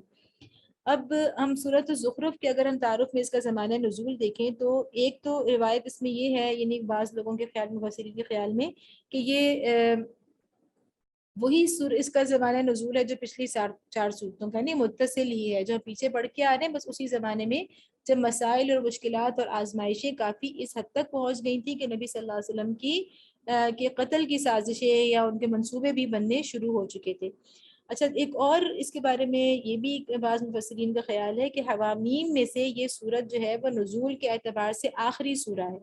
یعنی جتنی بھی حوامیم ہیں ان میں یہ سورہ سب سے آخر میں نازل ہوئی ہے، اور اس کی وجہ یہ ہے کہ جیسے جیسے حالات آگے بڑھ رہے تھے تو شدت بڑھتی جا رہی تھی حالات میں، تو اس سورہ کے پس منظر میں زیادہ شدید ماحول نظر آ رہا ہے، تو گویا یہ سورہ مکہ کے آخری دور میں تقریباً نازل ہوئی ہوئی سورہ نظر آ رہی ہے۔ اچھا، اس کا جو کتابی ربط ہے وہ یہ ہے کہ الزخرف اور الدخان جوڑا ہے، یعنی وہ ہم نے سب گروپ پڑھ لیا، اب اگلا جو سب گروپ ہے 4 صورتوں کا، اس میں الزخرف، الدخان ایک جوڑا، اور جاثیہ اور احقاف دوسرا جوڑا کی شکل میں ہمارے سامنے آئیں گی۔ الزخرف اور الدخان کا جو جوڑا ہے، اس میں جو ہمیں چیز کامن نظر آ رہی ہے وہ یہ کہ دونوں میں الکتاب کا ذکر ہے۔ اچھا، اس سورہ کا جو مرکزی مضمون نظر آ رہا ہے وہ یہ کہ شرک فی الذات کی نفی ہو رہی ہے، شرک فی الذات کی۔ اس کے لحاظ سے آپ یہ بھی کہہ سکتے ہیں کہ جو بالکل پہلی سورہ تھی ہم نے جو پڑھی تھی اس کے اندر سورہ اس کے اندر بھی شرک فی الذات کی جو نفی کی گئی تھی نا سورۃ الزمر کے اندر اور سورۃ فاطر کے اندر، اس حوالے سے اگر ہم دیکھیں تو اس کے ساتھ بھی یہ مل رہی ہے کہ اس میں جیسے ہم نے پڑھا تھا سورہ فاطر میں بھی، سورہ زمر کے اندر بھی، کہ جو شرک یعنی فرشتوں کے لحاظ سے تھا کہ ان کو منع کیا گیا تھا کہ ان کو اللہ کی ذات میں شریک نہ کریں، تو اس لحاظ سے ہمیں سورۃ الزخرف کا بھی یہ سمجھ میں آ رہا ہے کہ اس میں خاص طور پہ شرک فی الذات کی نفی کی جا رہی ہے۔ الدخان میں رسالت کا مضمون ہے، اگلی صورتوں کے ساتھ اگر آپ ربط یہیں پہ سمجھ لیں، جو 4 صورتوں کا ایک سب گروپ ہے، تو سورۃ الزخرف میں شرک فی الذات کی نفی ہے، الدخان میں رسالت کا مضمون زیادہ نمایاں ہے، یعنی الزخرف میں توحید کا نمایاں ہو گیا، یعنی شرک کی نفی کا مطلب ہے توحید کی تعلیم، الدخان میں رسالت کا مضمون زیادہ نمایاں ہو گیا، اور اس کے بعد جو اگلی 2 صورتیں ہیں یعنی جاثیہ اور احقاف، ان دونوں کے اندر آخرت کا مضمون جو ہے وہ غالب ہے۔ کلیدی الفاظ اس کے ہیں کہ اگر آپ دیکھیں تو اس سورہ کے اندر بھی اور سورہ الدخان جو دونوں جوڑا ہیں، ان دونوں میں ہمیں ایک لفظ بڑا ہی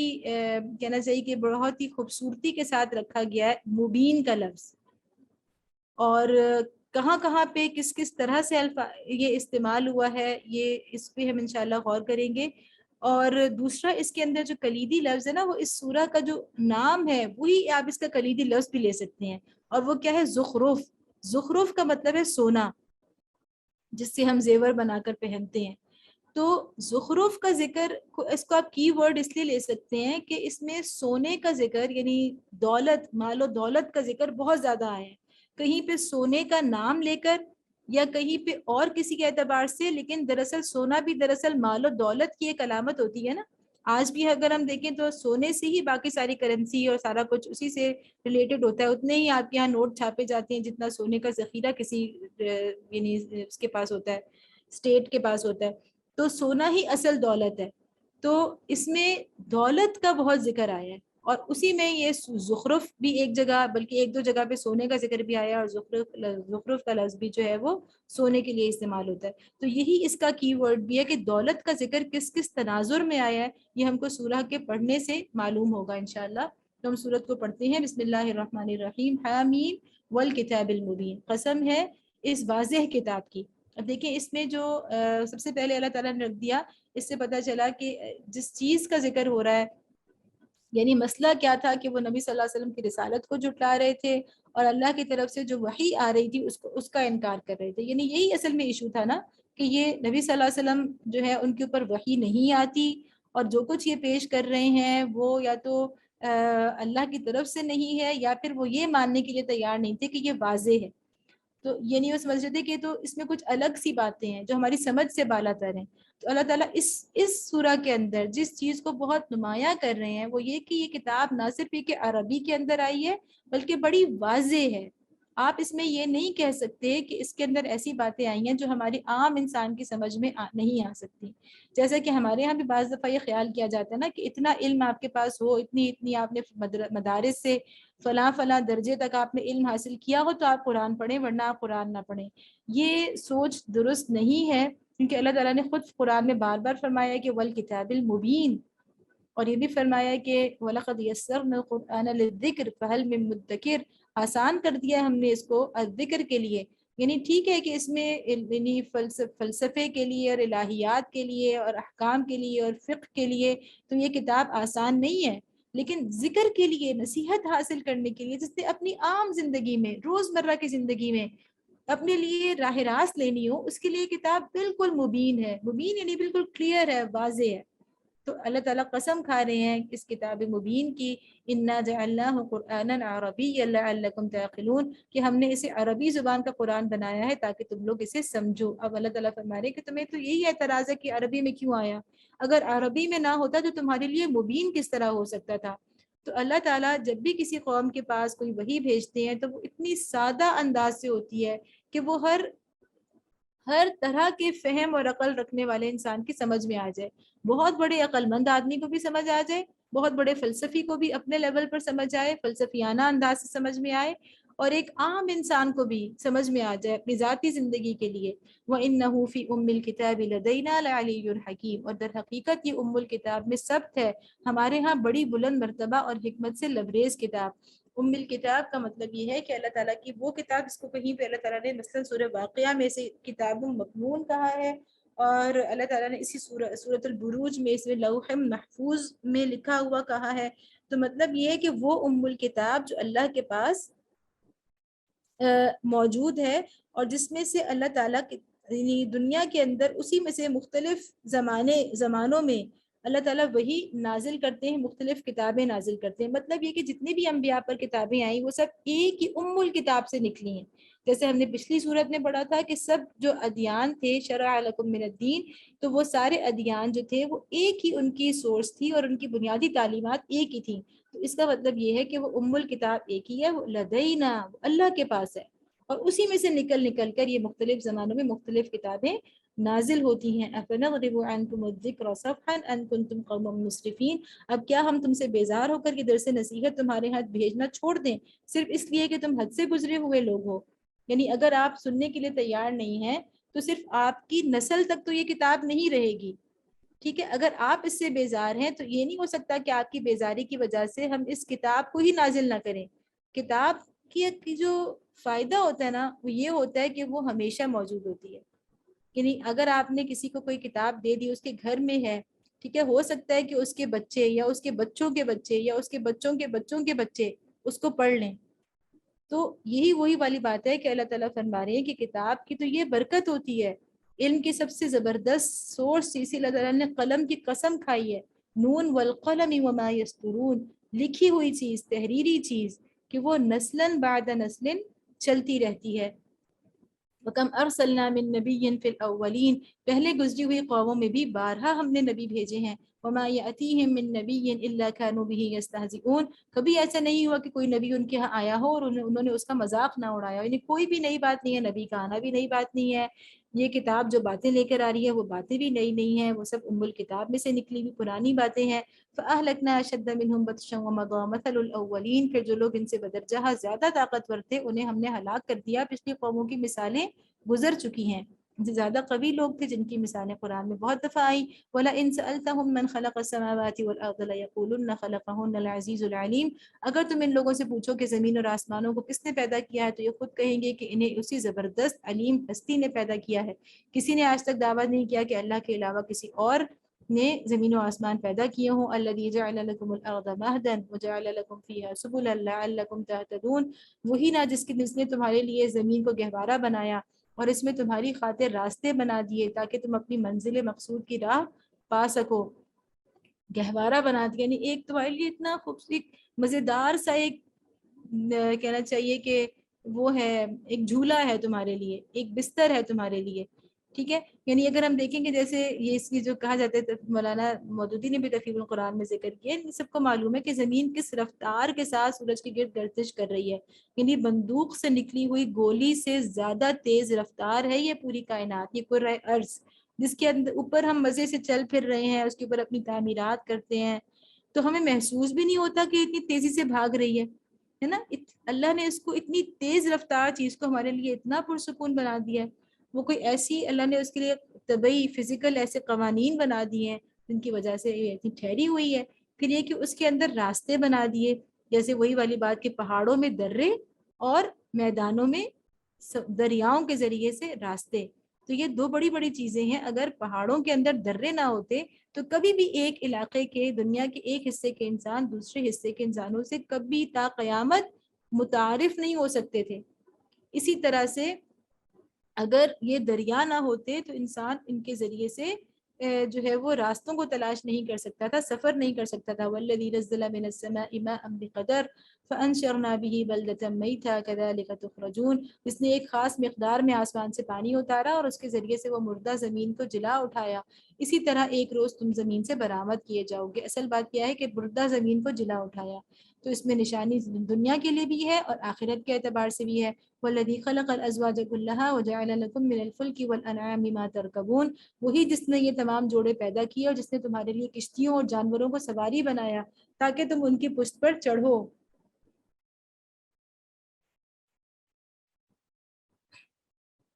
لِتَسْتَوُوا عَلَى ظُهُورِهِ ثُمَّ تَذْكُرُوا نِعْمَةَ رَبِّكُمْ إِذَا اسْتَوَيْتُمْ عَلَيْهِ وَتَقُولُوا سُبْحَانَ الَّذِي سَخَّرَ لَنَا هَذَا وَمَا كُنَّا لَهُ مُقْرِنِينَ وَإِنَّا إِلَىٰ رَبِّنَا لَمُنْقَلِبُونَ. اور جب ان پر بیٹھو تو اپنے رب کا احسان یاد کرو اور کہو کہ پاک ہے وہ جس نے ہمارے لیے ان چیزوں کو مسخر کر دیا، ورنہ ہم انہیں قابو میں لانے کی طاقت نہ رکھتے تھے، اور ایک روز ہمیں اپنے رب کی طرف پلٹنا ہے.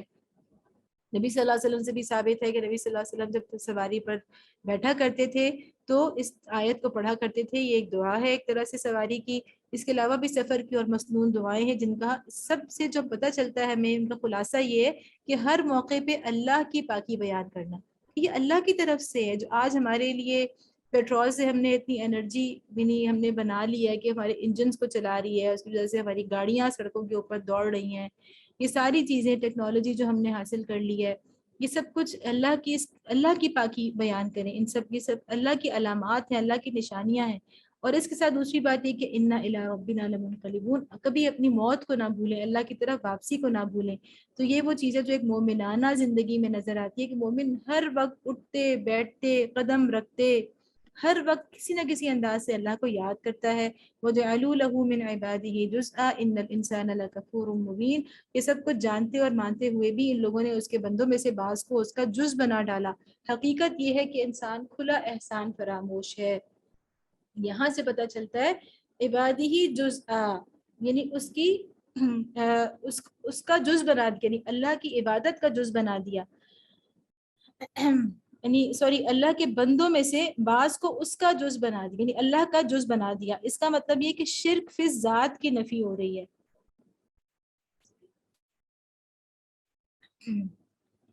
ام اتخذ مما يخلق بنات واسفاكم بالبنين. اور کیسے اللہ کی ذات میں شریک کیا؟ کیا اللہ نے اپنی مخلوق میں سے اپنے لیے بیٹیاں انتخاب کی اور تمہیں بیٹوں سے نوازا؟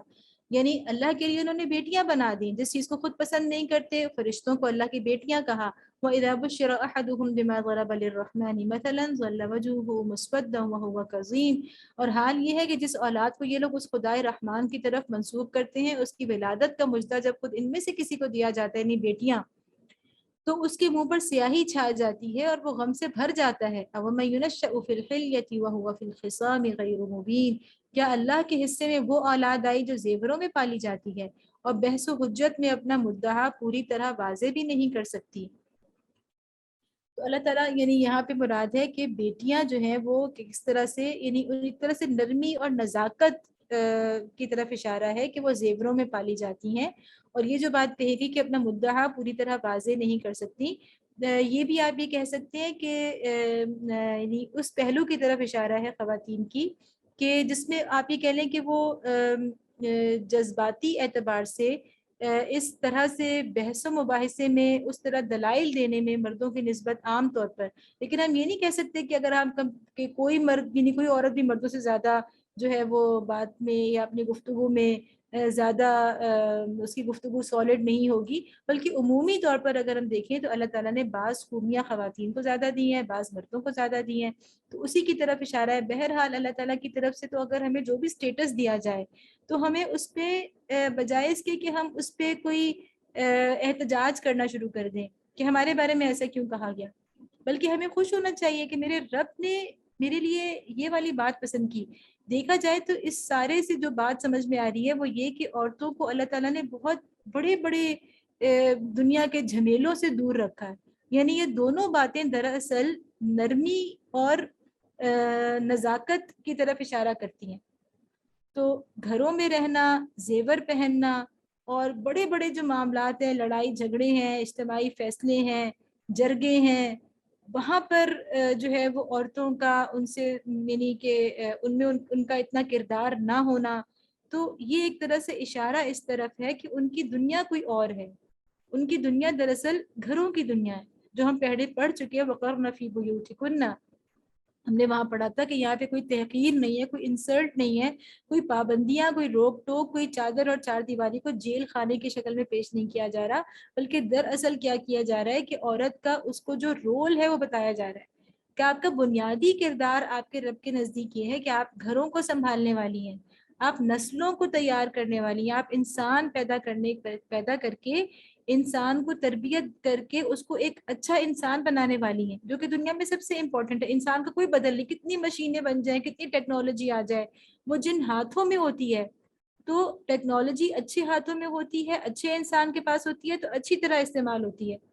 اور اگر برے انسان کے ہاتھوں میں ہوتی ہے تو بری طرح سے استعمال ہوتی ہے. تو اصل چیز جو ہے وہ ٹیکنالوجی نہیں ہے، اصل چیز کیا ہے؟ انسان ہے. اور انسان کون بناتا ہے؟ انسان کو انسان کون بناتا ہے؟ اچھا انسان کون بناتا ہے؟ وہ عورتیں بناتی ہیں. تو اس کے لیے عورتوں کو جس طرح کی نرمی اور نزاکت اور جتنا ان کو بڑے بڑے اجتماعی معاملات سے دور رہ کے گھر کی پرسکون دنیا میں رہنے کی ضرورت تھی، باہر کے سارے کہنا چاہیے کہ جو مسائل اور مشکلات اور جو پیچیدگیاں ہیں ان سے بچ کر ان کو ایک پرسکون ماحول چاہیے تھا، اس کی طرف اشارہ ہے کہ وہ اس کام کے لیے نہیں بنی کہ وہ جرگوں میں بیٹھیں اور وہ اجتماعی معاملات حل کریں. بحث و حجت سے مراد یہ ہے، بلکہ وہ تو گھروں کی پرسکون دنیا میں رہنے کے لیے بنی ہے، جہاں پہ وہ خوب آرائش اور زیبائش کے ساتھ اپنے گھروں میں پیسفل انداز سے وہ رہ سکیں، خوش و خرم رہ سکیں. تو یہ دونوں باتیں اگر آپ دیکھیں تو آپ کا رب یعنی ہمارا رب کبھی بھی ہمیں کوئی ڈی گریڈ نہیں کر سکتا. اللہ نے تو بار بار ہمیں کہا ہے کہ من عمل صالحا من ذکر او انثی، جو بھی نیک عمل کرے گا خواہ وہ مرد ہو یا عورت ہو تو وہ اپنا اجر پائے گا. تو مرد اور عورت کے اجر کے اعتبار سے کوئی اللہ کے ہاں فرق نہیں ہے، برابر اجر ملے گا، لیکن صرف ان دونوں کا رول اللہ نے الگ الگ لے کر دیا ہے. ایک کے لیے گھر کی پرسکون دنیا ہے اور دوسرے کے لیے باہر کی بڑی کہنا چاہیے کہ پیچیدہ اور بڑی اسے کیا کہنا چاہیے کہ طوفانی قسم کی جو دنیا ہے، ہنگامی دنیا ہے، وہ اللہ نے اس کو رکھ دیا ہے. تو بس یہ اس کا فرق ہے. یہاں سے بھی پتہ چلتا ہے کہ نبی صلی اللہ علیہ وسلم کی اس سے کہ یہ جو زیور ہے یہ صرف عورتوں کے لیے ہی جائز ہے، اور نبی صلی اللہ علیہ وسلم نے اپنی امت کے مردوں کے لیے اس کو منع فرمایا. جیسے کہ حدیث ہے کہ نبی صلی اللہ علیہ وسلم نے ایک ہاتھ میں ریشم اور دوسرے ہاتھ میں سونا لے کر فرمایا کہ دونوں چیزیں لباس میں استعمال کرنا میری امت کے مردوں پر حرام ہے. وَجَعَلُوا الْمَلَائِكَةَ الَّذِينَ هُمْ عِبَادُ الرَّحْمَنِ إِنَاثًا أَشَهِدُوا خَلْقَهُمْ سَتُكْتَبُ شَهَادَتُهُمْ وَيُسْأَلُونَ. انہوں نے فرشتوں کو جو خدائے رحمان کے خاص بندے ہیں عورتیں قرار دے لیا، کیا ان کے جسم کی ساخت انہوں نے دیکھی ہے؟ یعنی فرشتوں کو انہوں نے دیکھا نہیں ہے تو اپنی طرف سے نہیں کہنے کا، یعنی قرآن ہمیں یہ سمجھا رہا ہے کہ جتنے بھی عقائد انہوں نے گھڑے ہوئے ہیں وہ صرف ان کے گمان ہیں، ان کے پاس کوئی اس کا کوئی بنیاد نہیں ہے، کچھ دیکھا نہیں ہے، کچھ دیکھی ہوئی چیز نہیں ہے، کوئی سنی ہوئی بات نہیں ہے،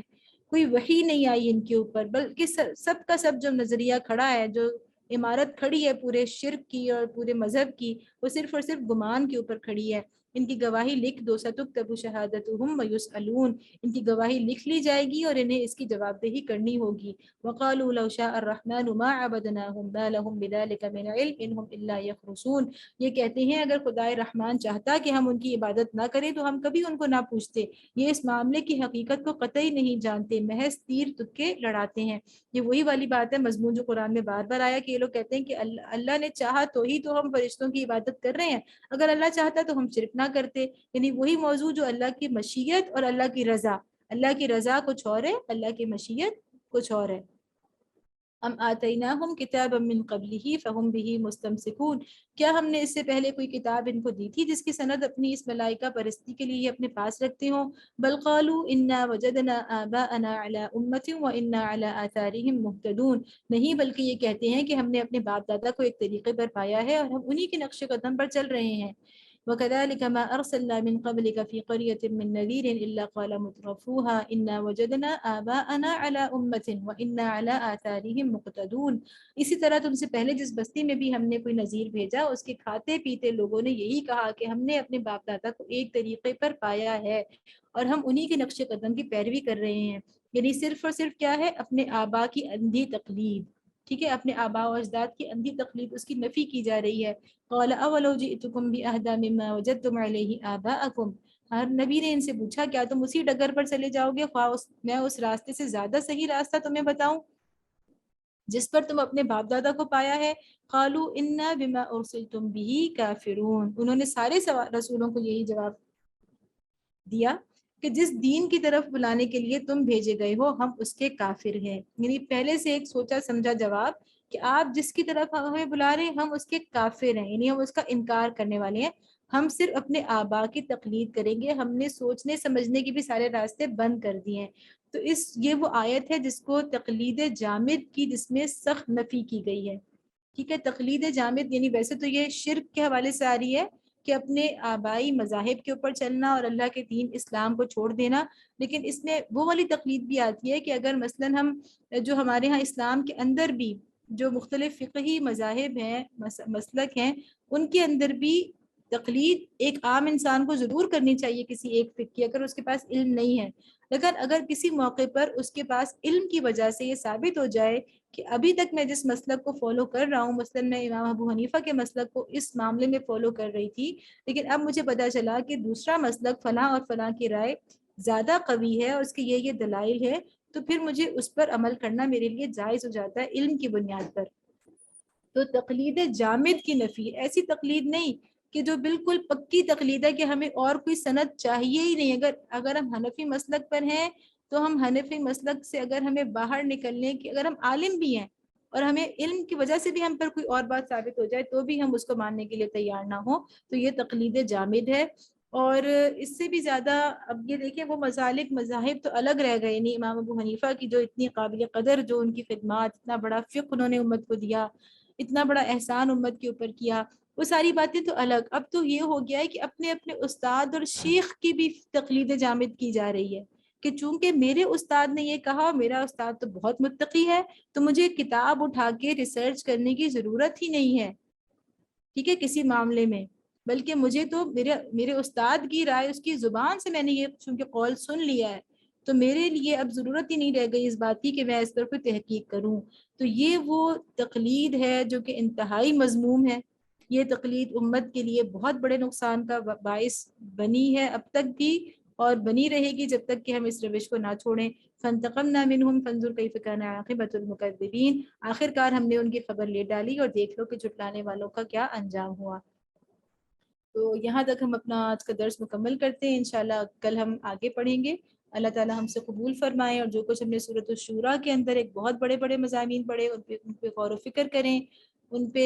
اجتماعی مطالعہ کریں، اپنے گھروں کے اندر اپنے بچوں کے ساتھ، اپنے بڑوں کے ساتھ اس پہ ڈسکشن کریں، تفاسیر سے پڑھیں، غور و فکر کریں کہ ہم کس طرح سے اللہ کے دین کی اقامت کے لیے اپنا کردار ادا کر سکتے ہیں۔ اللہ تعالی ہمیں ان بہت عظیم صورتوں کے، ان عظیم مضامین کو سمجھنے کی توفیق دیں، اور اللہ تعالی ہم سے ان کے چھوٹے چھوٹے، یعنی ہمیں کسی نہ کسی حد تک اپنا ایک چھوٹا سا حصہ بھی اس مشن کے اندر ڈالنے کے لیے اللہ تعالیٰ ہمیں قبول فرما لے، ہماری جان، ہماری مال، ہمارے اولادوں کو اللہ تعالیٰ اقامت دین کے مشن کے لیے، اس کام کے لیے، اس مسئولین کے لیے قبول فرما لے۔ ربنا تقبل منا انك انت السميع العليم وتب علينا انك انت التواب الرحيم وصلى الله تعالى على خير خلقه محمد وعلى آله وصحبه اجمعين برحمتك يا ارحم الراحمين۔